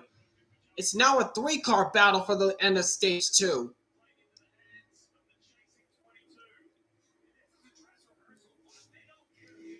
Now the energy is shot. It is not good for both these guys battling for the stage 2 win.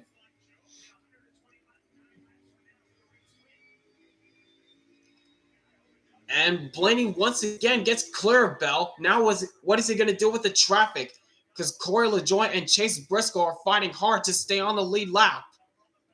Final lap in stage 2. Whoa, Briscoe goes way down low trying to take the shortcut. That doesn't work. That didn't work for him at all. But where's Blaney going to go? He's trying to split the middle. He's going to split the middle between these two. Oh my, this is tight. Really tight. And it looks as though Blaney's going to win stage 2. Holy cow. Holy cow, that was tight. Wow.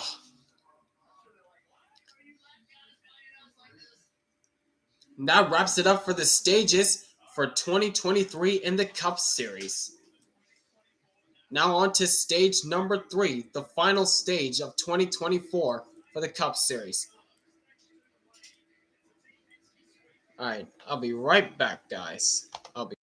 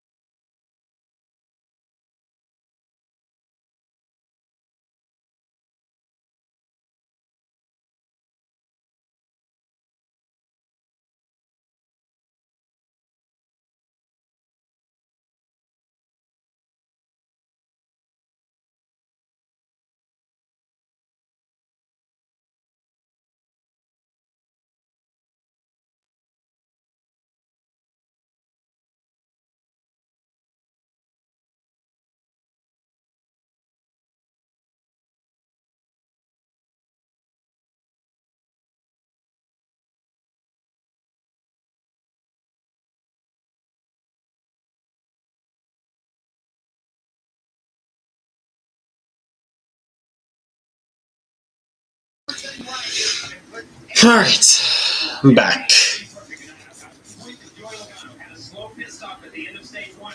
Took him 15 laps and 55 minutes to get back in position to see the run. This is only a 120 lap stage. That's all they have left in the season. And Kyle Larson, 1369 points. With Christopher Bell, 1316 points. Yep, Larson's done it. Oh, I see what you did there, sports fan. That's your point standings for right now. I see now. Mm-hmm.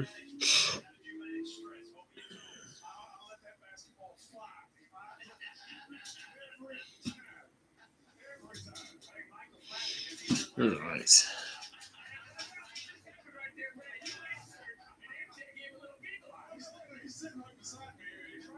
Wait, hold on a second. Is it fuzzy? Okay, there we go. It was a bit fuzzy. Liking the race so far? I'm enjoying this so far. Different strategies going on. I guess these drivers were just taking their time through the first 2 stages, but I think it's about to get crazy in this last stage right now to see who comes out on top. But we'll see what happens. We'll see. There.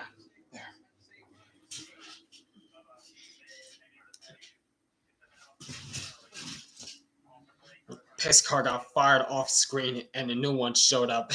Pretty much. Yeah, at the beginning of stage 2.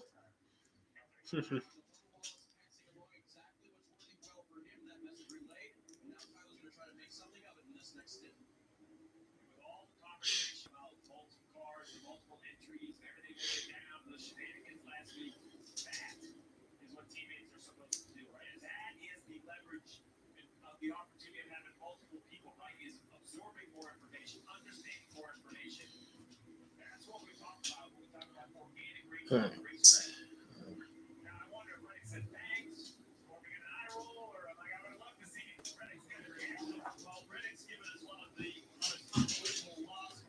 All right, final stage about to get underway. The last stage of the season for the Cup Series of 2024.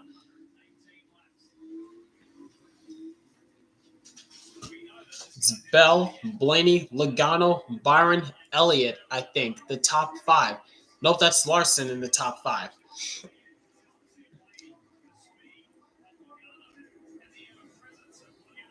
All right, here we go. 3 start zone.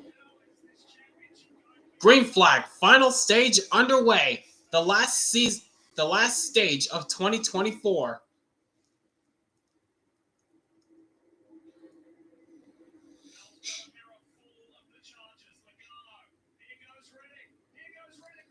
Four wide. Look at Reddick around the outside of Buescher and Elliott. Oh, tight to contact. Look out, check up. That was nearly disastrous. Wow, how did they not wreck there?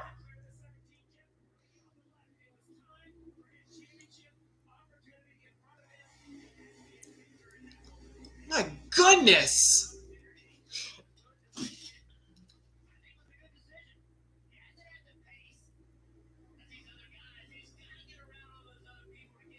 Somehow they're keeping it straight, and Christopher Bell continues to show the way.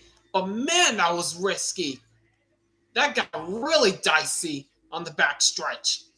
And the championship 4 running 2nd through 5th. But it's still Ryan Blaney in charge. Here it is.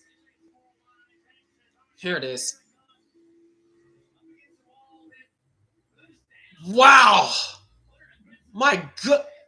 How did Chase Elliott save that?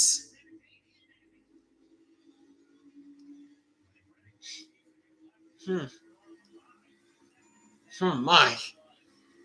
Wow. Oh, wow. Look how far sideways Elliott was. My goodness.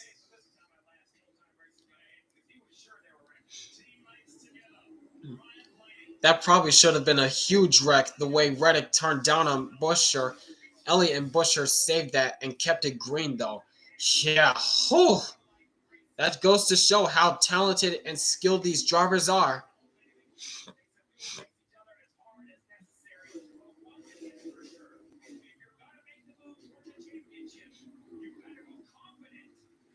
Meanwhile, we got a battle for the top spot in the championship between the Penske drivers Blaney and Logano. But make one mistake and Byron's gonna pounce on both these guys.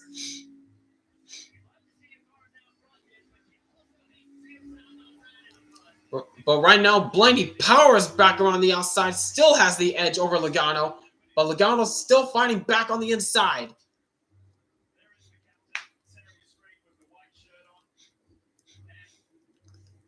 Oh. Still tight between these two, as Bell is saying, bye-bye, boys. And Logano takes charge once again.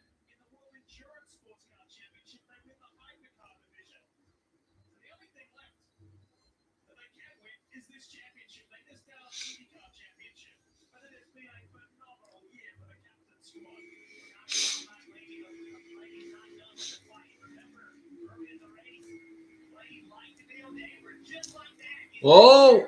Blaney had a big run on the apron. But Logano's saying, no, Blaney, this is mine.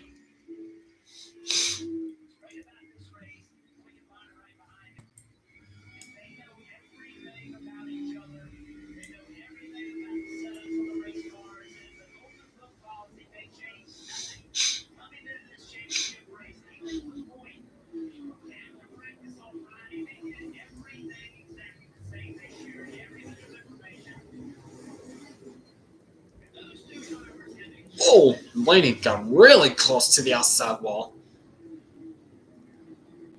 Luckily, he didn't make contact with it.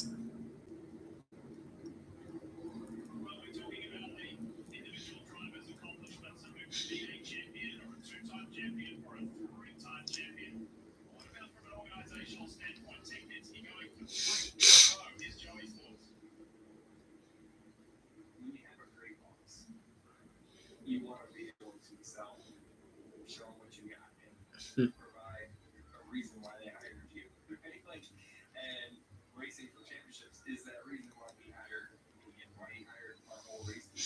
Everybody is in the door is there for a reason, and the reason is to win. Like, that is the only reason Team Penske is around as a race team. It is there to win. Like, that's why we're there. We're not there to make money. We're there to win. And being part of that is something that is really special, but you also want to live up to that, right? Because that's not a pressure as well. You talk to many former Team Penske driver in any division of motorsport, and they all tell you the same thing. We are never wanting for anything. We have all the resources we need. So that man there says, you have no excuses. Go do your job. Go win. Give me the first lap. It's all the way back on that 72 that Blaney has led in front of the championship for his matter of fact. With the 22 of Joey Logano with Byron and Blaney, it's the first time the 12 have been passed on track all day.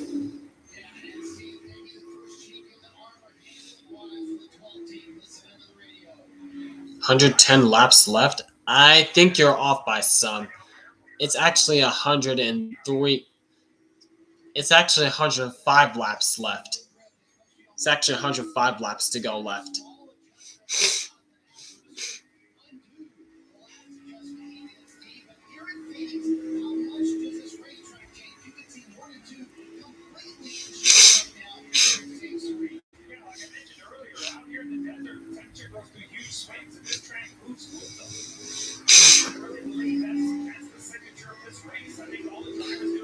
Daniel Suarez casually have a top 10 run. I'm just now noticing that. What?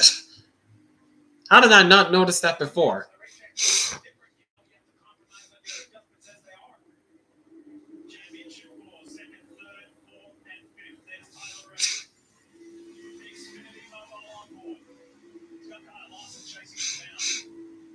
Meanwhile, looking back at Tyler Reddick, who's been running pretty much the tail end of all four Championship 4 drivers. He's running inside the top 5 right now after that amazing restart he had. but still, he just does not have the same pace as the other drivers in front of him.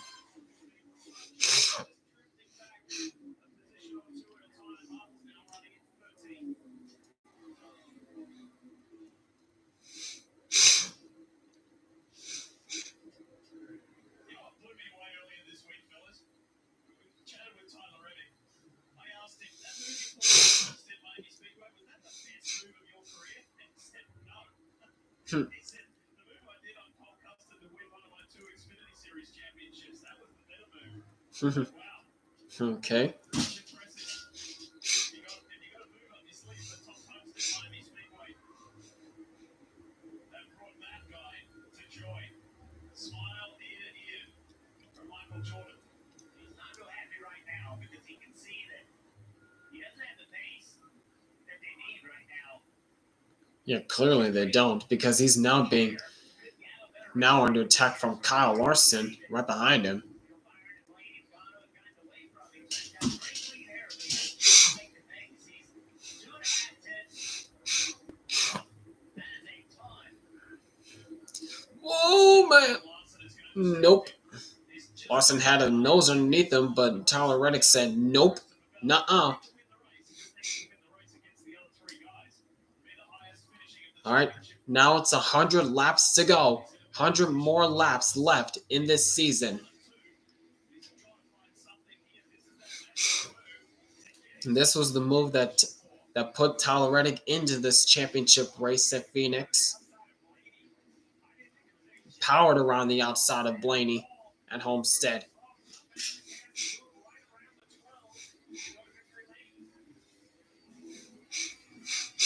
celebrating coming off turn 4. One hand on the wheel, one hand fist pumping. That was awesome. There's MJ Trill. That's one of the memories of season 2024 that we will talk about throughout the off-season and heading into the 2025 NASCAR Cup Series. With 99 laps to go, I'll remind everyone that yesterday the Xfinity Series champion was a lap down at this point in that race. Right, the last 100 laps changed the complexion of that race with some late race restarts. We need pit stops still. All of these competitors need fuel and tires with those numbers yet to be determined. I expect somewhere between laps 240 and 250. We're at 215 right now, so I would say between 20. Oh, now they're coming up on lap traffic, coming into play once again. Oh, what happened to Stenhouse? Whoa! Whoa! How is that not a yellow? Wow! How is that not a caution? How?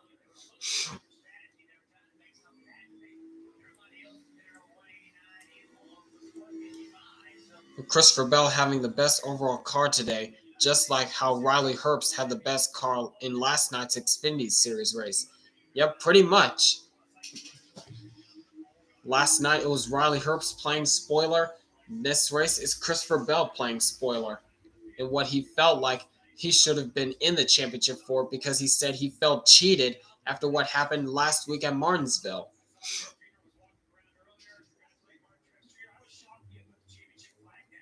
Yep, NASCAR inconsistent again. For what we saw with Ricky Stenhouse Jr. Whoa, Priest! Whoa! What's going on with Priest right now? What's going on with Priest? Oh, Tolink is broke on the 41 car. Tolink broke on the 41.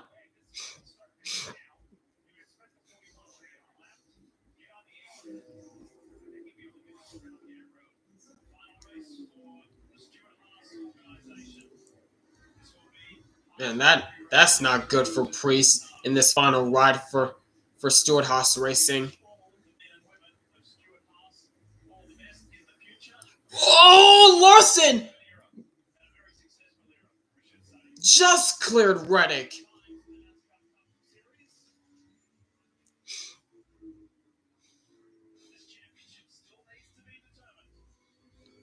Yep, 93 laps to go, and Christopher Bell still leads while Joey Logano is still in charge of the championship. just like he was at the beginning of this race. But not by much, because Blaney's all over the back bumper.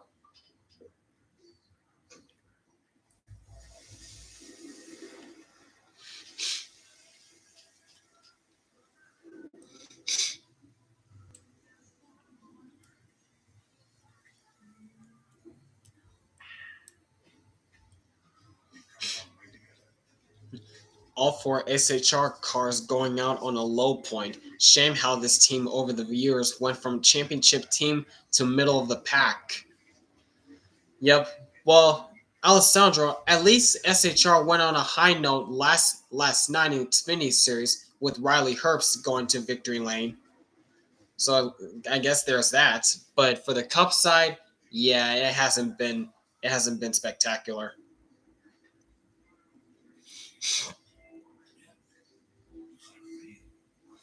Miss the Gen 6 cars in general. Well, for short tracks and road courses, yes, but for the mile and a halves, no.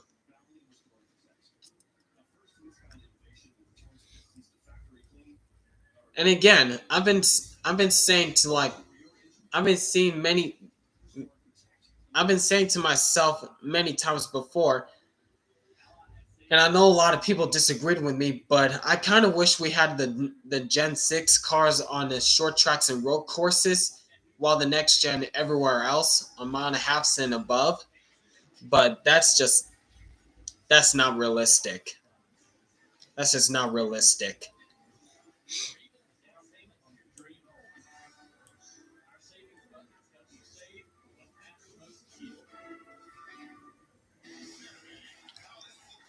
I hope I don't jinx it, but Noah Gragson is putting SHR on his back, the only SHR car on the lead lap. We'll see. We'll see. Where is Gragson, by the way?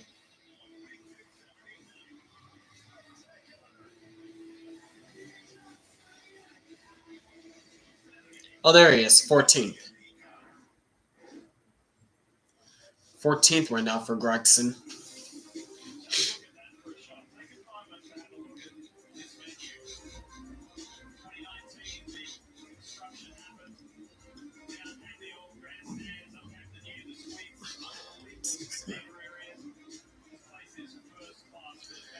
Having two generations of cars in a single season is very costly for the teams and NASCAR in general. This was recently done in 2007 with the Gen 4 cars and the COT. Yeah, true. That is true, but everyone is talking about the 2311 lawsuit, but front row is in the lawsuit as well. So Gragson is not guaranteed a spot yet. Yeah, that's right. But anyways, back to the race as Ryan Blaney has caught Logano, and he's still trying to get around Joey Logano to take charge of the championship lead again.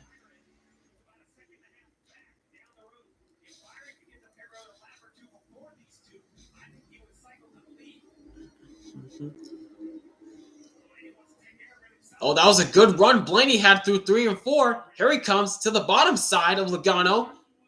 But nope, Logano shuts the door. Can't do anything on the bottom side.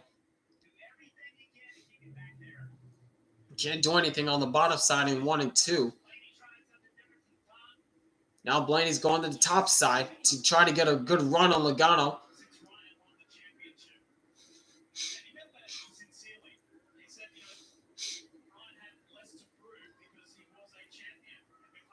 And Logano responded by taking the lone line that Blaney was doing just a lap before.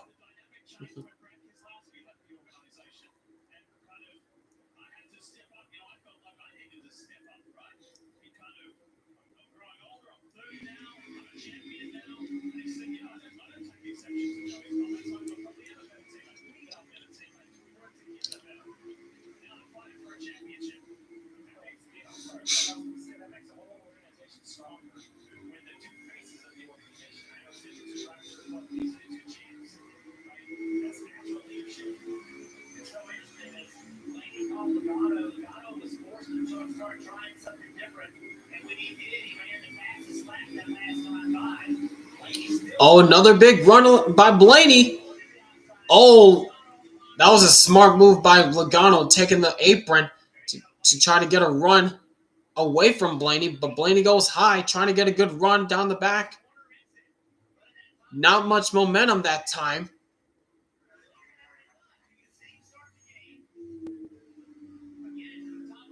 And Blaney goes high once again. But he lost momentum that time. Blaney lost momentum that time. But he's still hanging tough with Logano.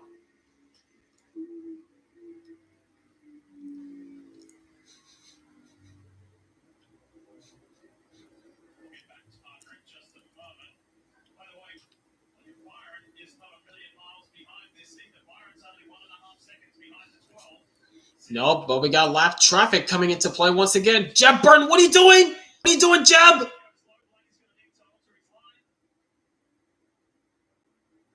Jeez, that was hairy.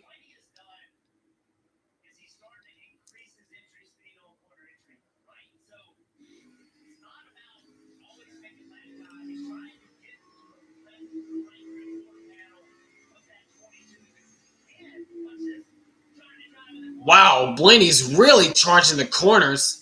That's what Blaney has to do, though. He's trying to charge into the corner as much as possible to try to get more speed through the middle of the corner and maintain that same momentum to stay close to the back bumper of Logano. It works in some areas, but some areas it doesn't. But this time it seems to work. Here he comes. Blaney to the bottom side of Logano, side drafting down the back stretch. And he's got it. Blaney's got it.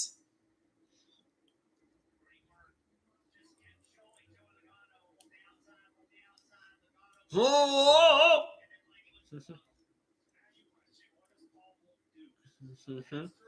Now Blaney has control of the championship spot. Now what can he do with it? And what does Logano do to try to get it back?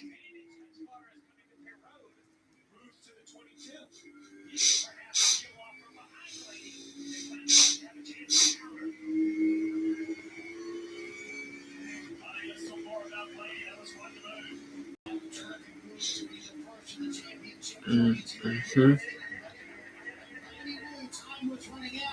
Oh, here comes Logano. He's doing the undercut.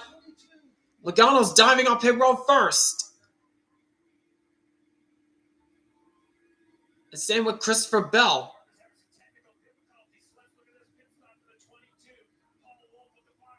This could be the money stop.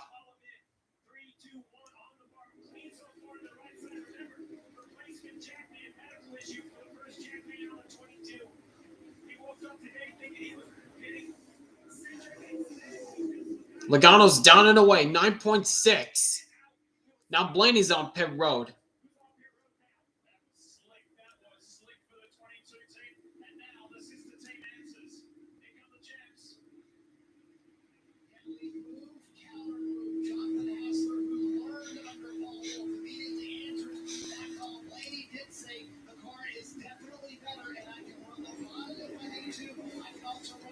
Now, what kind of stop does Blaney have?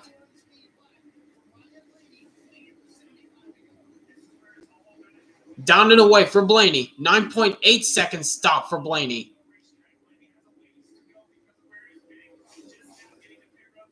There's Logano.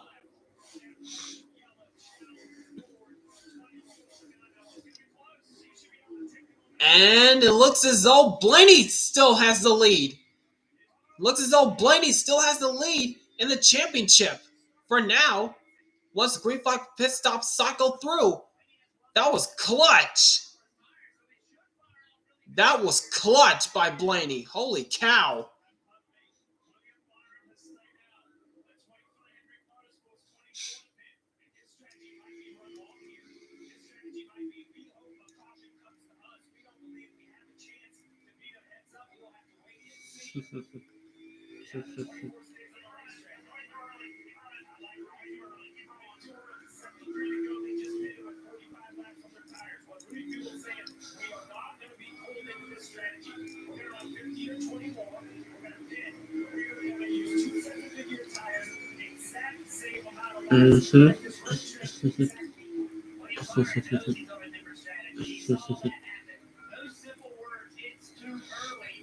Oh, look at Blaney going around the top side of Christopher Bell, trying to take the provisional P1, but Bell shut the door. Let's talk about Tyler Reddick. Here's the 45 type. Tell us more. He was on and off the pit road at the same basic strategy as the two Penske cars. I asked Billy Scott at running long, like the 24s doing. Blaney and his pit crew step it up in what could be the final pit stop of the season. Well, we still got about 70 laps to go, so it could be still too early. It could possibly still too early, but we'll see.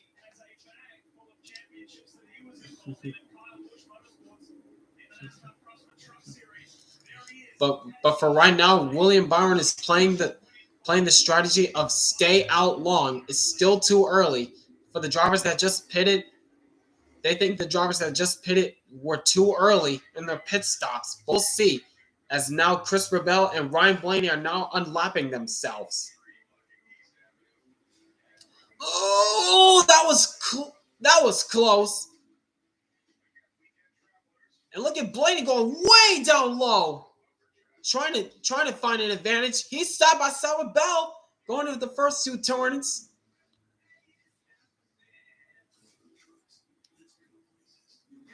And no, Bell still holds on.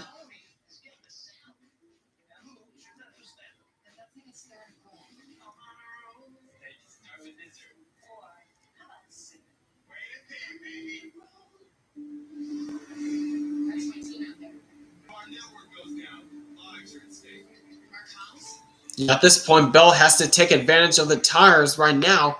He's trying to take advantage of the tires as early as possible to try to get the lead, provisional P1 from Christopher Bell.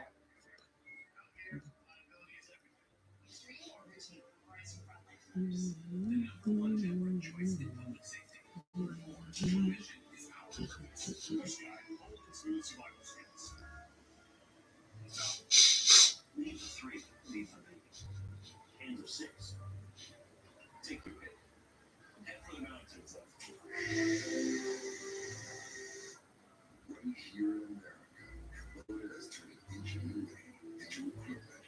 It's a lineup built to serve the thousands of communities we're a part of. Like turning fields into farms, dirt into subdivisions, land into legacies.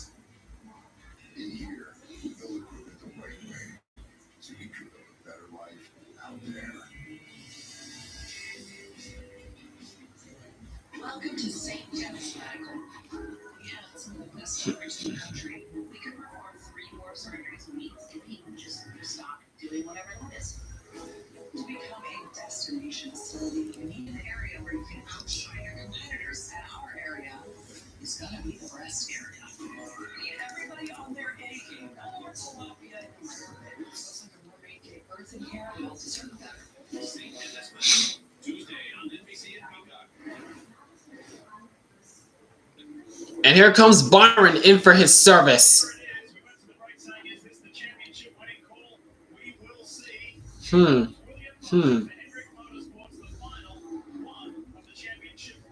We'll see, though.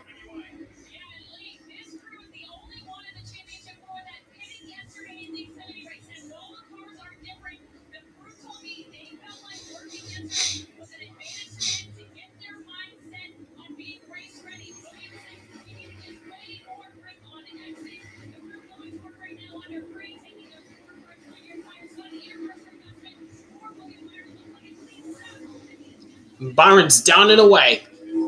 Clean pit stop, 9.6 for Byron. So,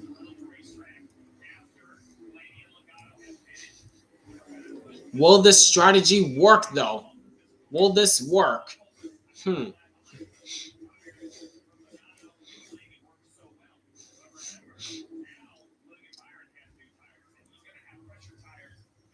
Meanwhile, Blaney has pulled away from Logano. Oh, St. Smith is in the wall! And there's the caution!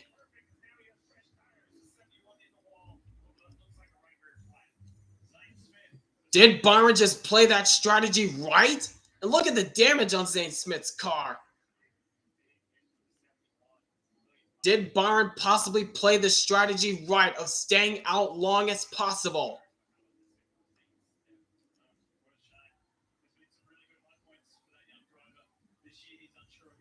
Hmm.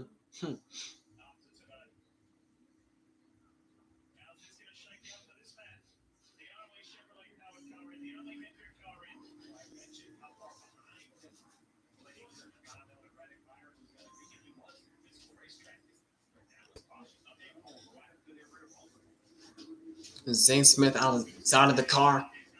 All right, what happened here? Whoa.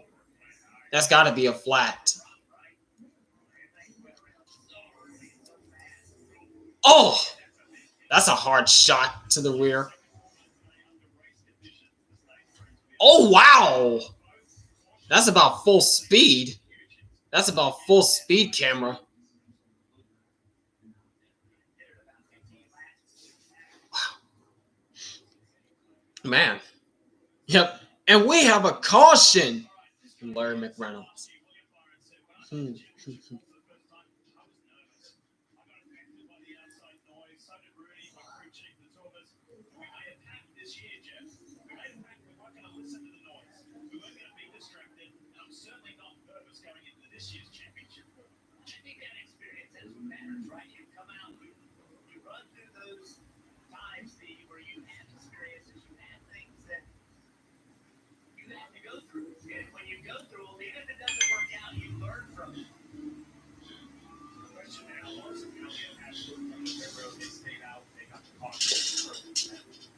Blaney, Logano, Reddick.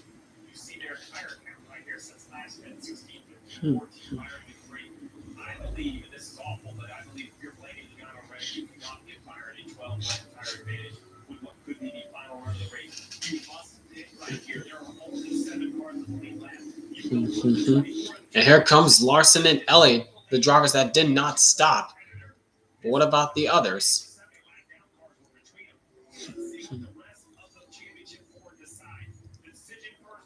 Yep, here comes Bell, Blaney, and Logano, and Reddick in. Yep, and that hands the lead over to William Byron. Oh my gosh, this could be interesting. All right, hold on a minute. Wait, no.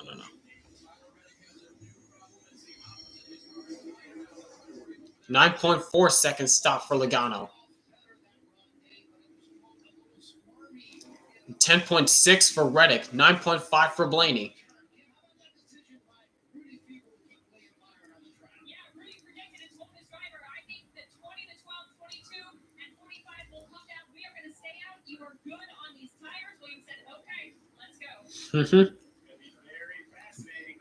Pit crew member.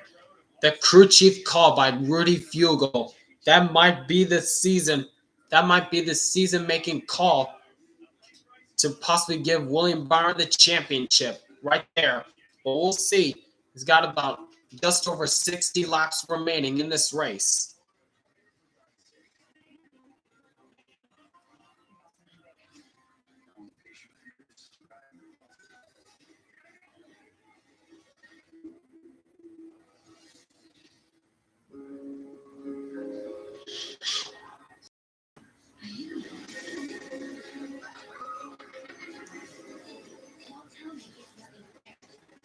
Hold on.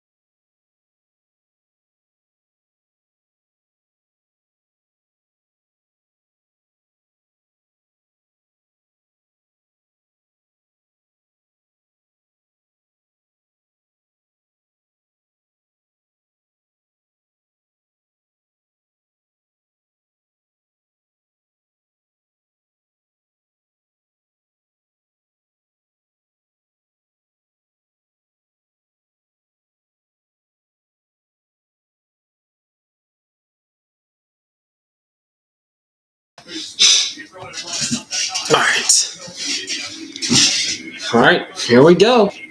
Until race control said to Christopher Bell, I am sorry. You ran the wall.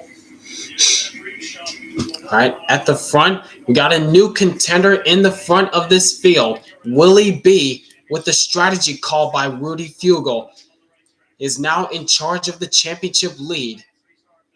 Then it's Ryan Blaney, Joey Logano, and Tyler Reddick. That's how it goes.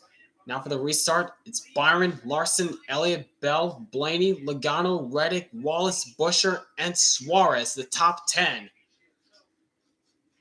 When they come back around, it'll be 55 laps to go in this race.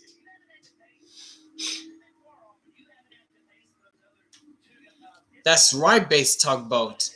That's you're correct on that.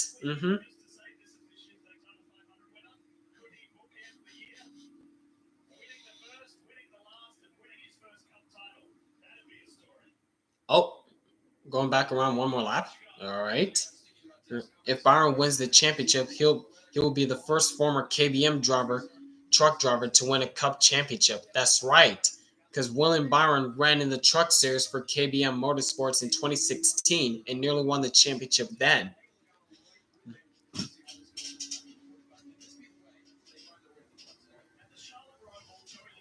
Then moved up to Xfinity, then to the Cup series.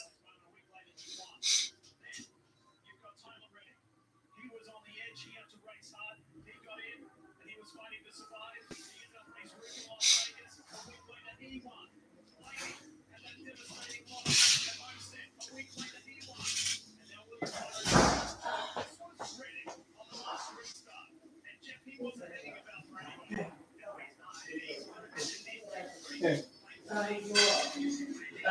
2:30.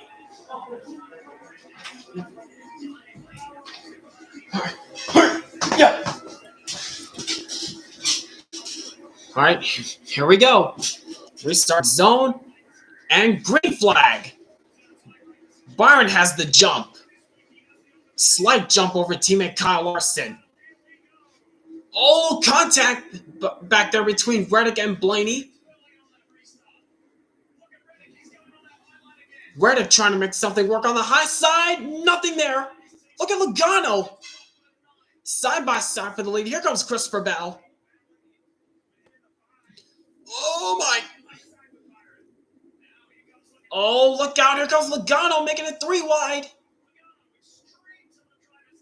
What a move. Dive bomb 3 wide to the lead. How did Logano do that? Huh? No way. Oh, my God. Oh, my. No way. No way Logano was able to do that. How? How? Oh, jeez. Byron trying desperately to stay right where he is.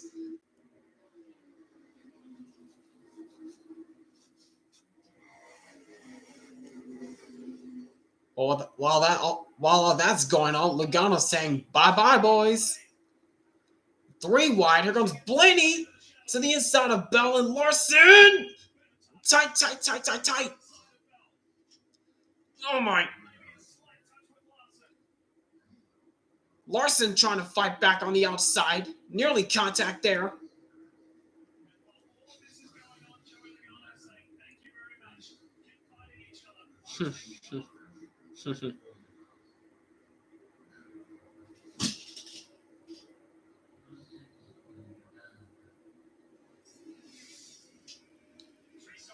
All right, whoa, little touch there.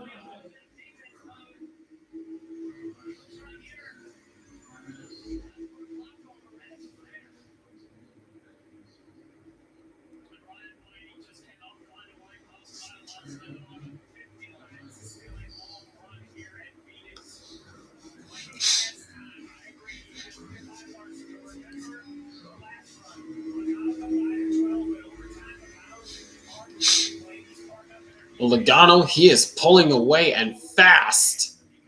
I really thought Byron was going to be able to hang tough with these guys. Because when he made his pit stop, he barely got any laps in when that caution came out.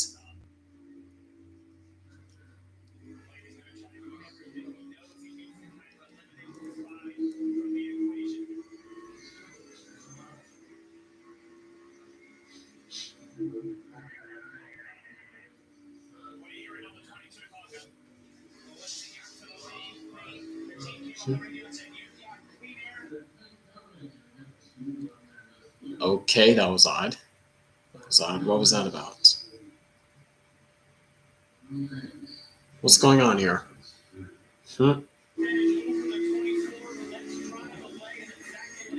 Okay, that was odd. Don't know what that was about, but all right.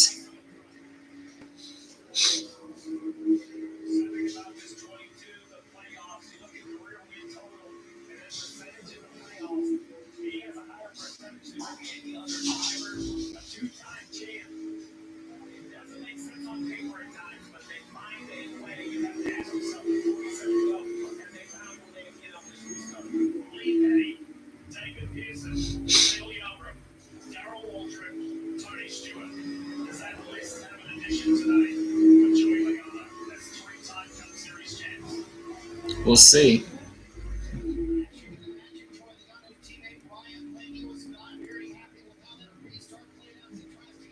Seeing how toxic NASCAR Twitter is, I can only imagine the NASCAR Discord. Oh my gosh, yep.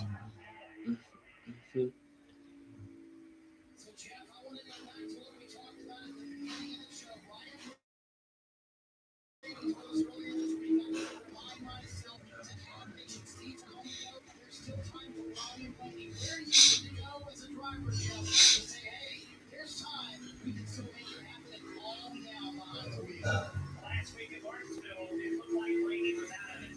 And then Steve and I looked up, and all of a sudden, here he comes. He was bent on the long run. He was able to get back in position to win the race, but time's ticking. 44 to go.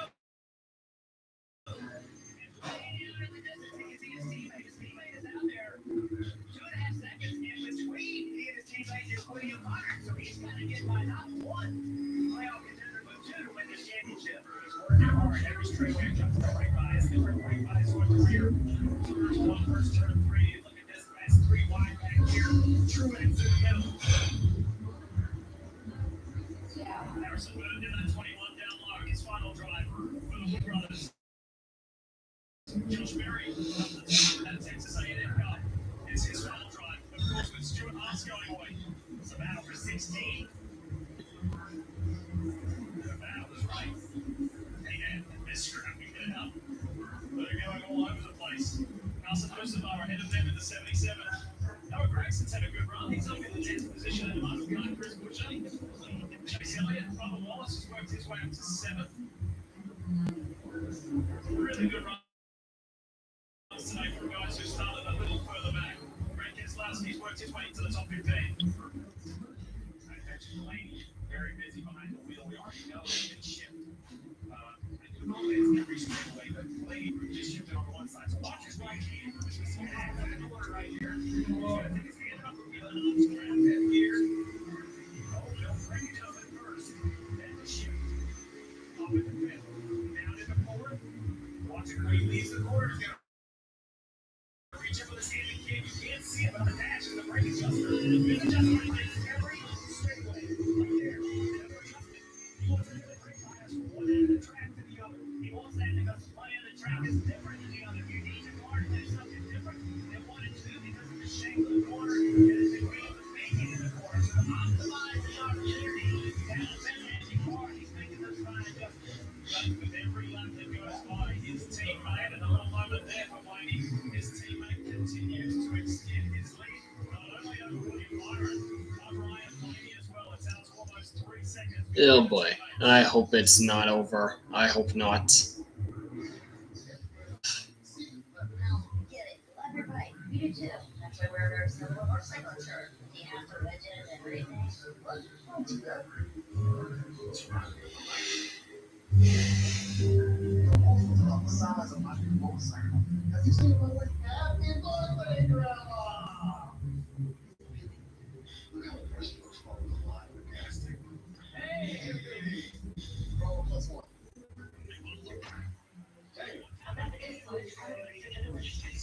Any occasion, $1.99 menu. Queso wrap, grilled cheeseburger, tots, burger chips, or treat yourself to a green sauce for just $1.99. Which one you want? Besides $1.99 menu. Live green, eat side.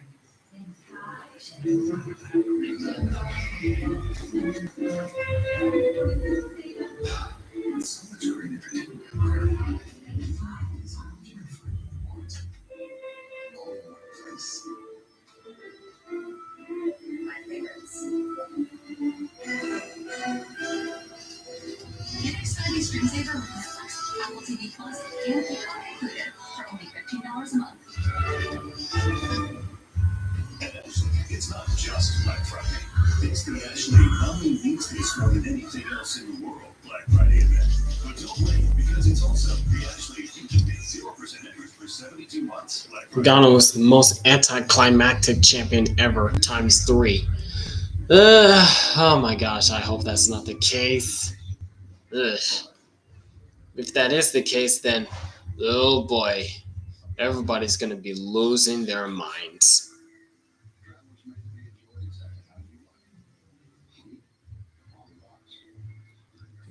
And like I said in my community post a couple weeks ago, how could a guy who is literally 15th in points still be considered a championship threat? How? How? That doesn't make any sense. It's been mediocre all season long. Then when it comes to the championship, the final 10 races, he turns it on, he clicks off wins one by one. It shouldn't be like that. It shouldn't.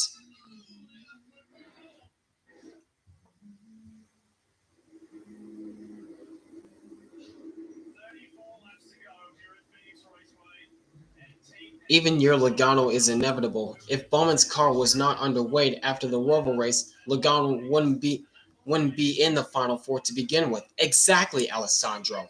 Exactly.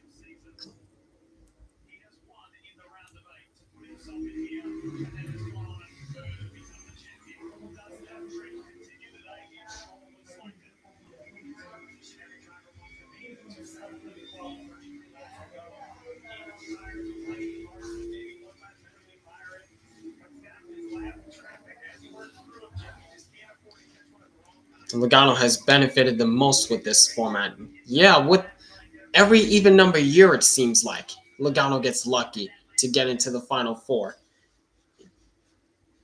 And the last 4 times that he made the Final Four, including this one, he's won the first race of the round of 8. In 2018 Martinsville, 2020 Kansas, 2022, and 2024 Las Vegas.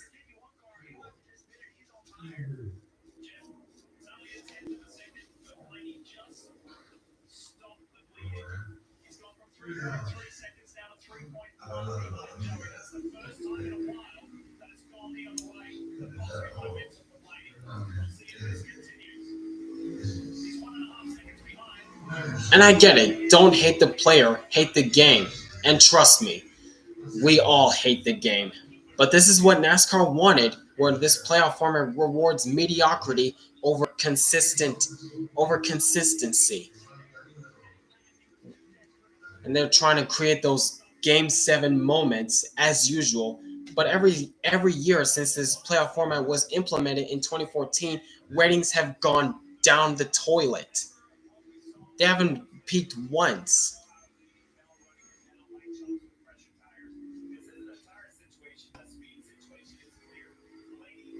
And it looks as though it's going to be the same situation again. With Logano, who shouldn't be in the Final Four to begin with, might be walking away with the championship.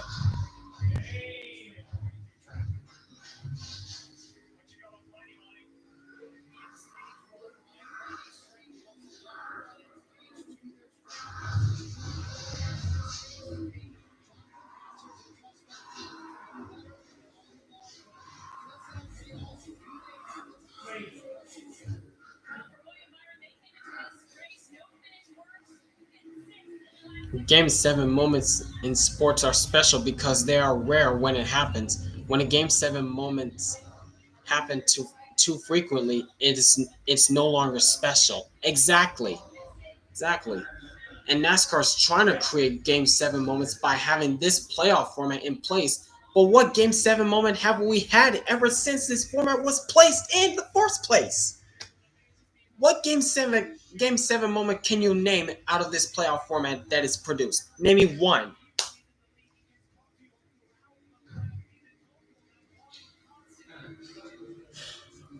Like seriously, NASCAR has got to get their heads out of their ass and do this and do what's right for the fans. That's why I kept saying in my community posts that they should either bring back the 2004 to 2006 chase format where it was just 10 drivers and just one reset. That's it. Or just Winston format all the way with no resets at all.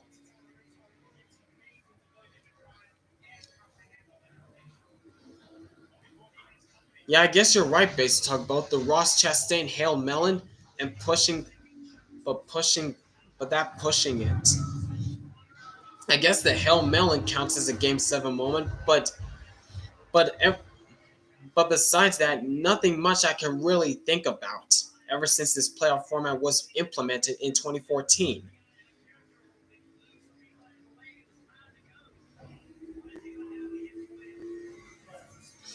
It just doesn't make any sense. Like why NASCAR and why brainless Steve Phelps and Steve O'Donnell said we're not going away from the playoff format and saying the playoff format is as best it's ever been. Like who has the nerve to say that? Seriously, Steve O'Donnell and Steve Phelps need to be fired ASAP, in my opinion. This is ridiculous. If I was NASCAR, I'd let go both of Steve Phelps and Steve O'Donnell and have Dale Earnhardt Jr. and Kevin Harvick take over than those two stooges.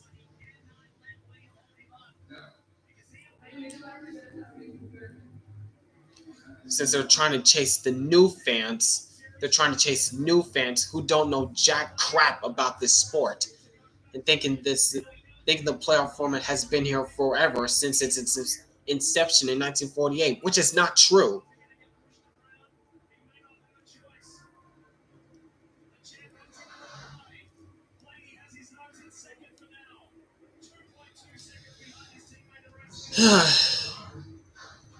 Meanwhile, battle for second, and Ryan Blaney takes over from Byron. Now, is there at least enough time for Blaney to try to catch Logano before this thing's over? Is there enough time for? Is there enough time? I don't think there is. 21 laps to go this time. Hmm. Hmm. Hmm. Is there enough time for Blaney to catch Logano though? It's going to be close, but I don't think it's going to happen.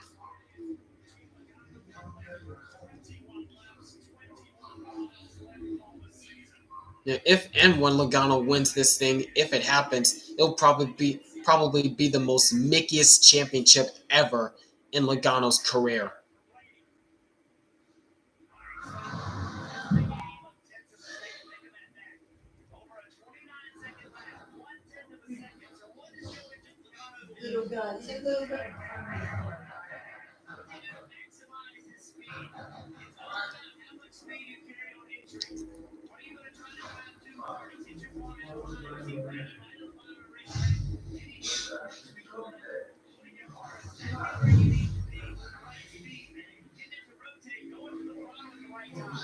"19 laps to go. The gap is now down to like 1.8.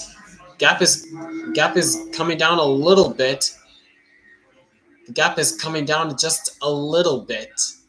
Hmm. Hmm. Hmm. Yesterday I said that Justin Allgaier winning as bad. I changed winning as bad. I changed my mind. It was a good champion. Yeah, I agree. Justin Allgaier waited for 14 years to be where he is now as champion. It's been a long time coming for Allgaier.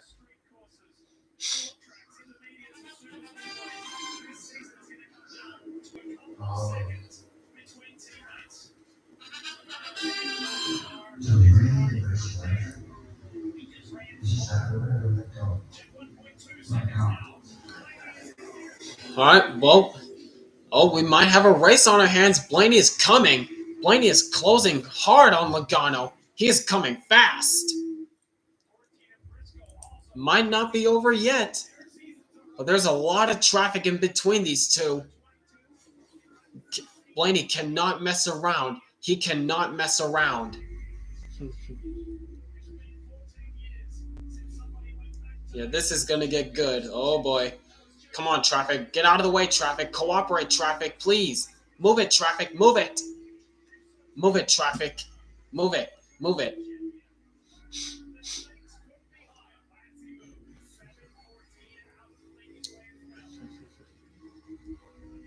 $15 to go.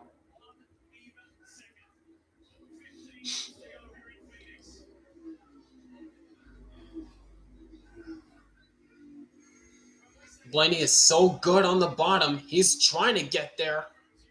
He's trying to get there. He was able to hold his own. Gap stabilizes at 9/10 of a second that time. Blaney's coming to life in the long run. Whoa, he got the wall. I think Blaney caught the wall just a little bit, but he's still trucking. He's still trucking.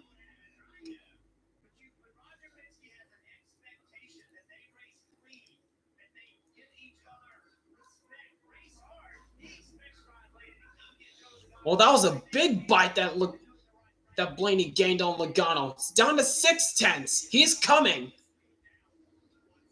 Now, Roger Penske, he's got to be shaking in the booth right now, seeing both of his drivers duking it out for the championship.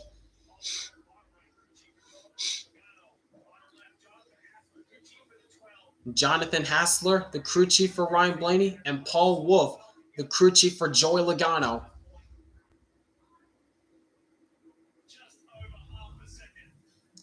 Half a second is the gap right now between the two Penske teammates.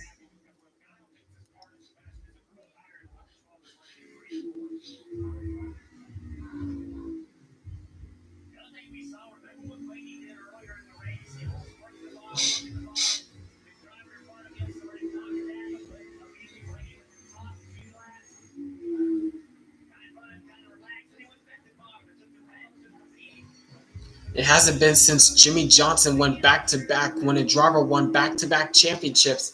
Yep, 2006 to 2007. That was when Jimmie Johnson won 5 in a row from 2006 to 2010.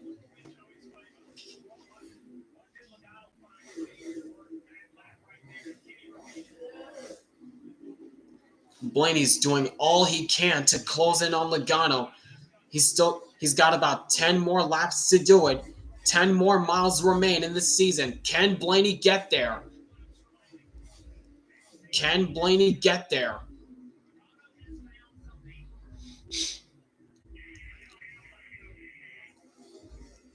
Dillon gets out of the way of the top two.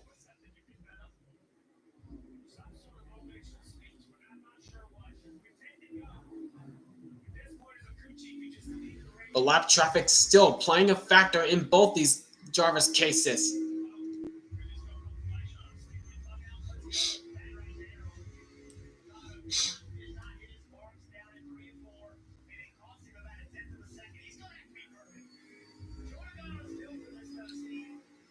Oh, that was a big run that Blaney got through 1 and 2. He's coming. 0.3 of a second is the gap. Now Blaney's going high. He's going high. Oh my. Here he comes. Blaney is coming. He's there. The gap is 0.3 and closing.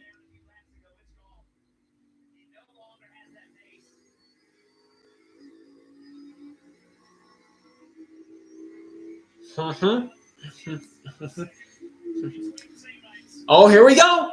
Blaney diving in. He's diving in. He's getting a good run through 3 and 4. He's all over the backboard for the 22. Here he comes. Here he comes. And look at Blaney. He's going high. He's trying to get a good run off the corner. Oh, crossover move. Here he goes. Which line does he go? Which line does Blaney go? He goes high. Oh, he's diving it. He's diving it. Oh, my goodness. Oh, my goodness.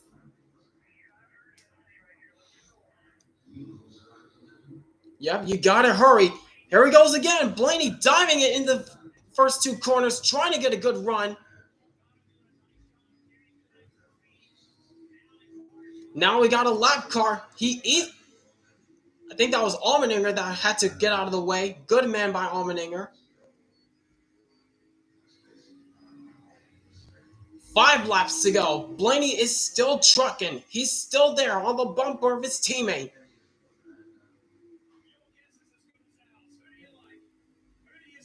Blaney again going high, trying to get a good run down the back. He's back to the gas early, but Logano still held his own.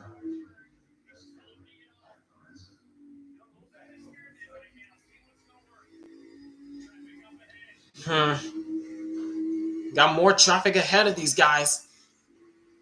Blaney's running out of time. He's running out of time. Oh my gosh.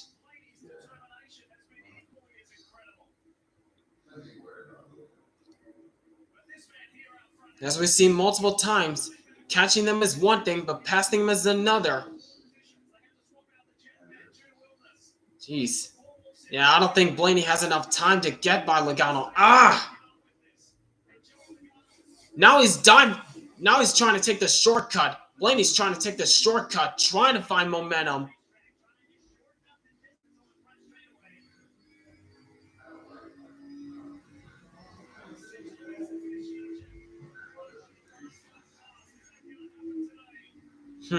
But Blaney's going to have to get close, though. He's going to have to get close, though. 2 to go. 2 more miles. 2 more miles left. Logano once again still holding off the challenge from Blaney. Blaney trying to go high and trying to get the crossover.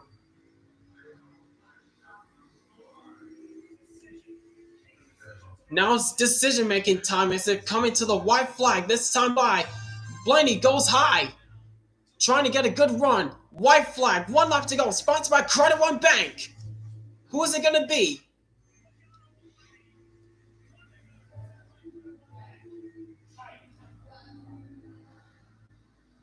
Oh, Blaney went way too high. I think he went way too high, but he's going to have a big run.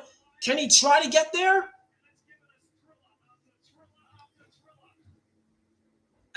Nope. Nope. 1 last Hail Mary, but it's not enough. Logano is a 3-time Cup Series champion. Oh my gosh.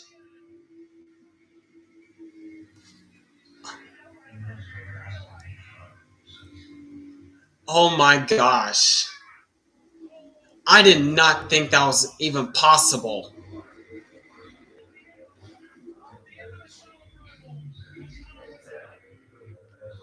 What? How? I didn't. Wow.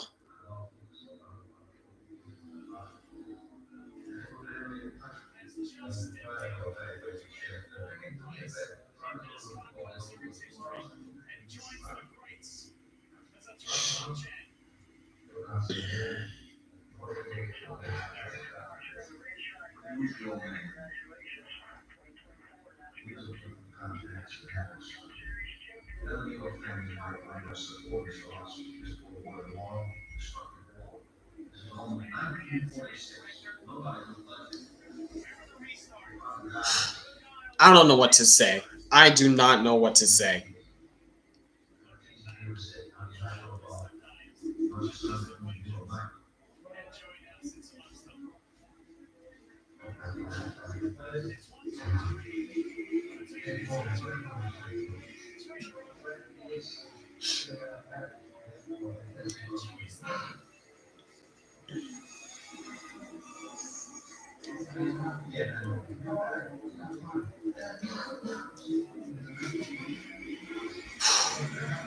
Wow.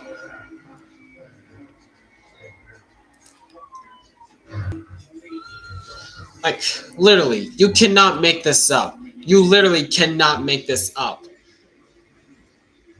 A driver who literally sat like 15th to 18th in points all season long, literally walked away as champion. How? How is that even possible? You can't you can't even write this. You can't even make this up. This is what NASCAR created. This is literally what NASCAR created.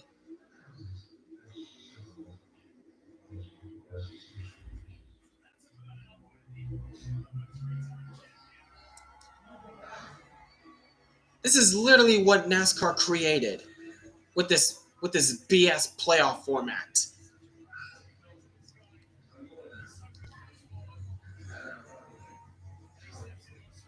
And I get it. Don't hate the player, hate the game. And yes, we all hate the game.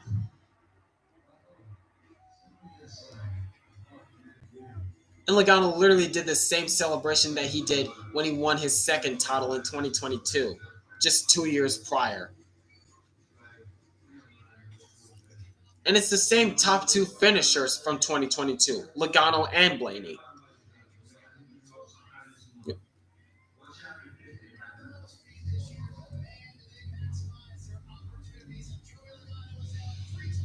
You can't make this up, guys. You literally cannot make this up.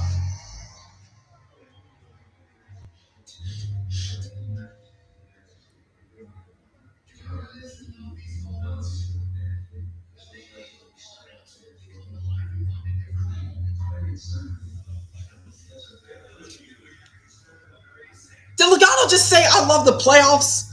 Did he just say that?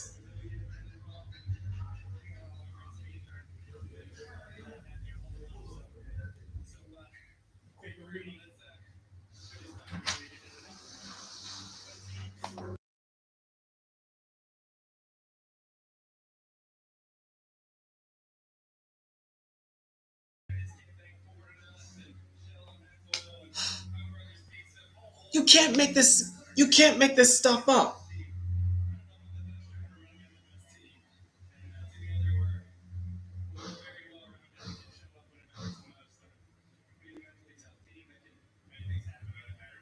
What did you find to keep your team in line waiting to let you because he caught you off your way?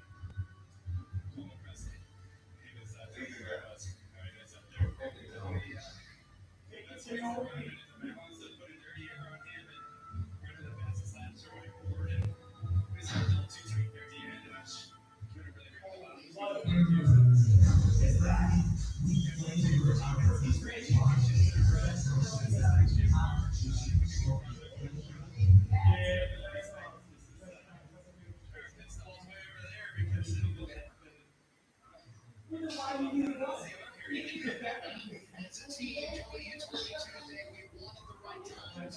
We kept pressure on everybody else. How much of this championship story is about maximizing the opportunities you have? Yeah, the race started at Vegas for us. And, the amount of work and effort that went into building this race car right here, the amount of time.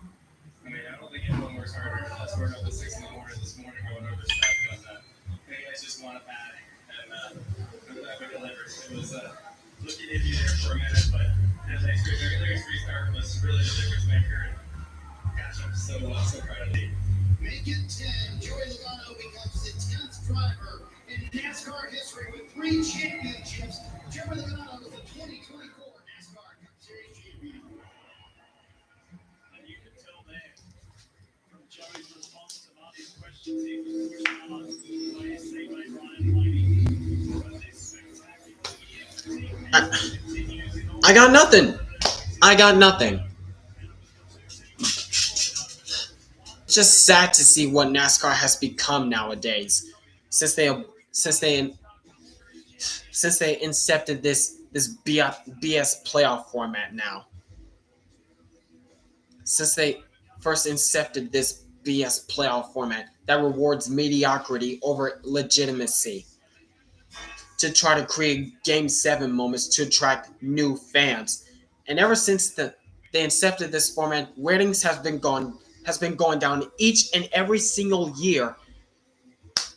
And brainless Steve Phelps and brainless Steve O'Donnell had the audacity to say, we're not going away from the playoffs because they think it's the greatest thing ever. And Steve Phelps said they think it's the best it's ever been. Like, what else am I supposed to say about that? I kept saying before that they should bring back the 2004 to 06 chase format when it was just 10 drivers and just one reset, because that was somewhat tolerable. That was somewhat tolerable at least. And if that doesn't work, then just go back to the Winston format. Just go back to the Winston format when it was just full season points with no resets.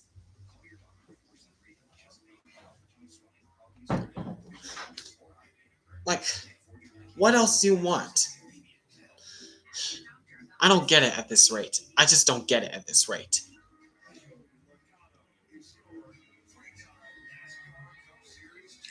Sorry, Cup Series chairs. Oh, suck yourselves, ads. Suck yourselves.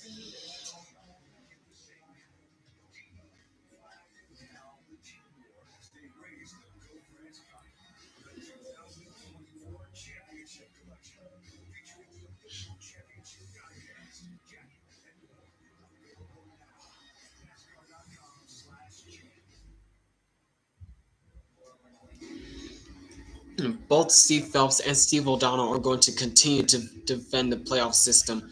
Unfortunately, we are stuck with this point system for a very long time.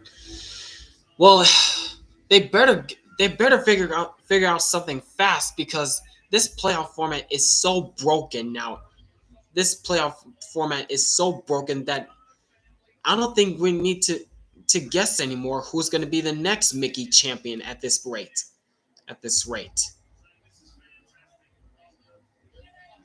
Granted, I'll still watch regardless, but it's just a shame of what NASCAR has become nowadays.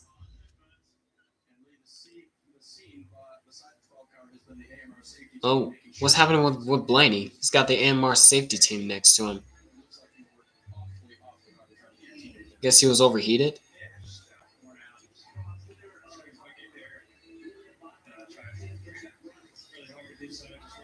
Yeah, Blaney gave it his all, but one spot short.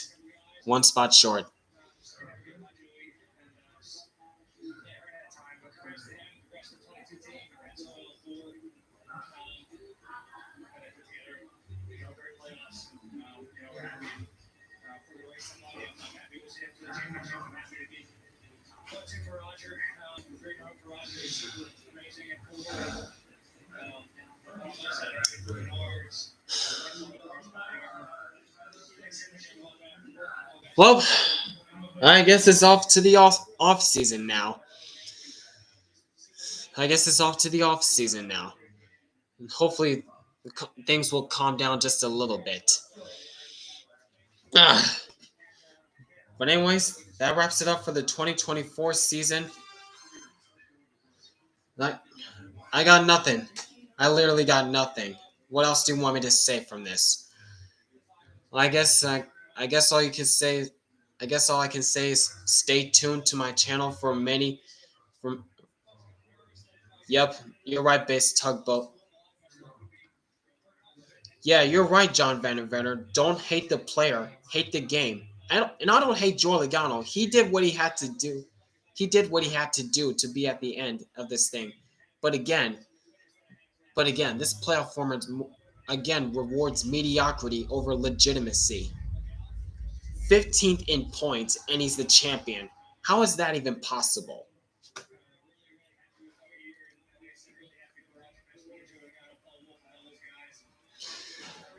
But, well, I guess we'll just have to see what 2025 has to offer. All right. Yep, there's William Byron, who was my pick to win the championship. Came up short.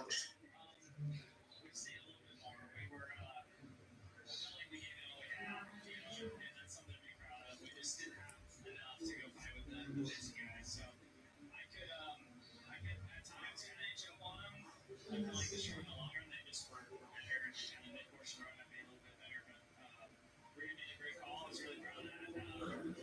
That's able to give us a shot, you know, and give us a shot in the front row, and ultimately ended out better. But yeah, just not quite enough. But so proud of this team. Exalta, Chevrolet, all my partners. It's been a great year. Championship 4 and the 500 is awesome, and I know what we need to work on. And I'm not even gonna watch the rest of this. I'm not even gonna watch the rest of the championship celebration. It's official. Joey Logano is the most Mickiest champion ever in the Cup Series. Mark my words. the style track has been tough on us, and we made a lot of strides this year. Yeah, sour way to end the year with a Logano title with the stats he has for this year. NASCAR does not reward consistency. NASCAR instead goes for entertainment and illegitimacy. 100% correct on that, Alessandro. And Tyler Reddick, who had pretty much a breakout season, very consistent, just wasn't there at the end. So that's unfortunate for Reddick. He was one of my picks to win the championship too. Just didn't have the car to be there at the end. But that's it for the 2024 season. And with that, we say goodbye to Martin Truex Jr., the 2017 Cup Series champion. He wraps up his career with 34 career wins, the 2017 championship. Man, yeah, what a career for Martin Truex Jr. When his career was in a career that seemed like to be a roller coaster, ended up on a high note, and he ends his career with 34 career wins and wraps this up with a solid run at Phoenix. Thanks for thanks for the memories, Martin Truex Jr. We look forward to seeing what you do next for the sport for the for the sport of NASCAR. We'll we'll see what happens with you in the future. Good luck to you, Truex. And for Mar- and for hmm. And for Kyle Busch fans, I am really sorry for you guys. Kyle Busch has his first winless season of his career. Ever since 2005 until now, he has had at least one win every year. He's had at least one win every year. A two-time Cup Series champion in 2015 and 2019. And in 2020, when it looked like he was about to go winless for the first time, but came in clutch at the end at Texas in the third to last race of the season when he won that race. And 2022 was another off year for Kyle Busch, but he got a win at the Bristol Dirt. 2023, when he switched rides to RCR, got 3 wins in the first half, but ever since the second half rolled around, he's been on a steady decline. And it continued into this year with with possibly the worst season ever of Kyle Busch's career. And as a result, Kyle Busch goes winless in 2024. And I'm sorry for you, Travis Glanton and Base Tugboat. I'm really sorry for you guys. But we'll see what happens in 2025 to see whether or not Kyle Busch finds victory lane once again. It's not going to be easy from here on out because Kyle Busch is not getting any younger. But yeah, what a sour taste to end 2024 with Joey Logano getting possibly his third Mickey championship ever in his career. But that doesn't mean I'm done with NASCAR for good. I'll still watch, but it's not the way how it's not the way how NASCAR used to be when it was in its peak. Not when I first got into the sport in 2008. It's sad to see how NASCAR is nowadays with this playoff format that rewards mediocrity over legitimacy. I know I'm repeating myself, but yeah. But anyways, now we're off to the off season, and stay tuned to my channel for my yearly NASCAR Cup Series season recap of this season of the music video. Be on the lookout in a couple weeks for that. And also a couple compilation videos in honor of Martin Truex Jr. and the best career moments he had over his career, and also a compilation video of best moments from Stewart-Haas Racing from 2009 to 2024. Because with this race, Stewart-Haas Racing is officially shutting down. Thanks for the memories, Stewart-Haas Racing. Ever since Tony Stewart came into the sport and took part ownership for Gene Haas, they've had 2 championships with Carl and Tony Stewart and another one with Kevin Harvick in 2014. But they've been on a steady decline since 2020. But at least they went out on top in the Xfinity Series with a win with Riley Herbst. So there's that. And keep on the lookout for more compilation videos from me during the off season, like every flip and photo finish from this 2024 season. Yeah, regardless of how sour this ending was. Yeah, an end of an era, I know, base tugboat. Yeah, regardless of how this season ended, with a sour taste of everyone's mouth, it was a solid season overall. So for the rating of this season, I'll give this rating at like a B minus. It was a good season overall, but the ending just left a sour taste in everyone's mouths with this gimmicky playoff system and having brainless Steve Phelps and Steve O'Donnell defending this playoff format no matter what. Thinking it rewards the best drivers in our sport when that's clearly a lie. But I know I'm repeating myself. I'll just stop there.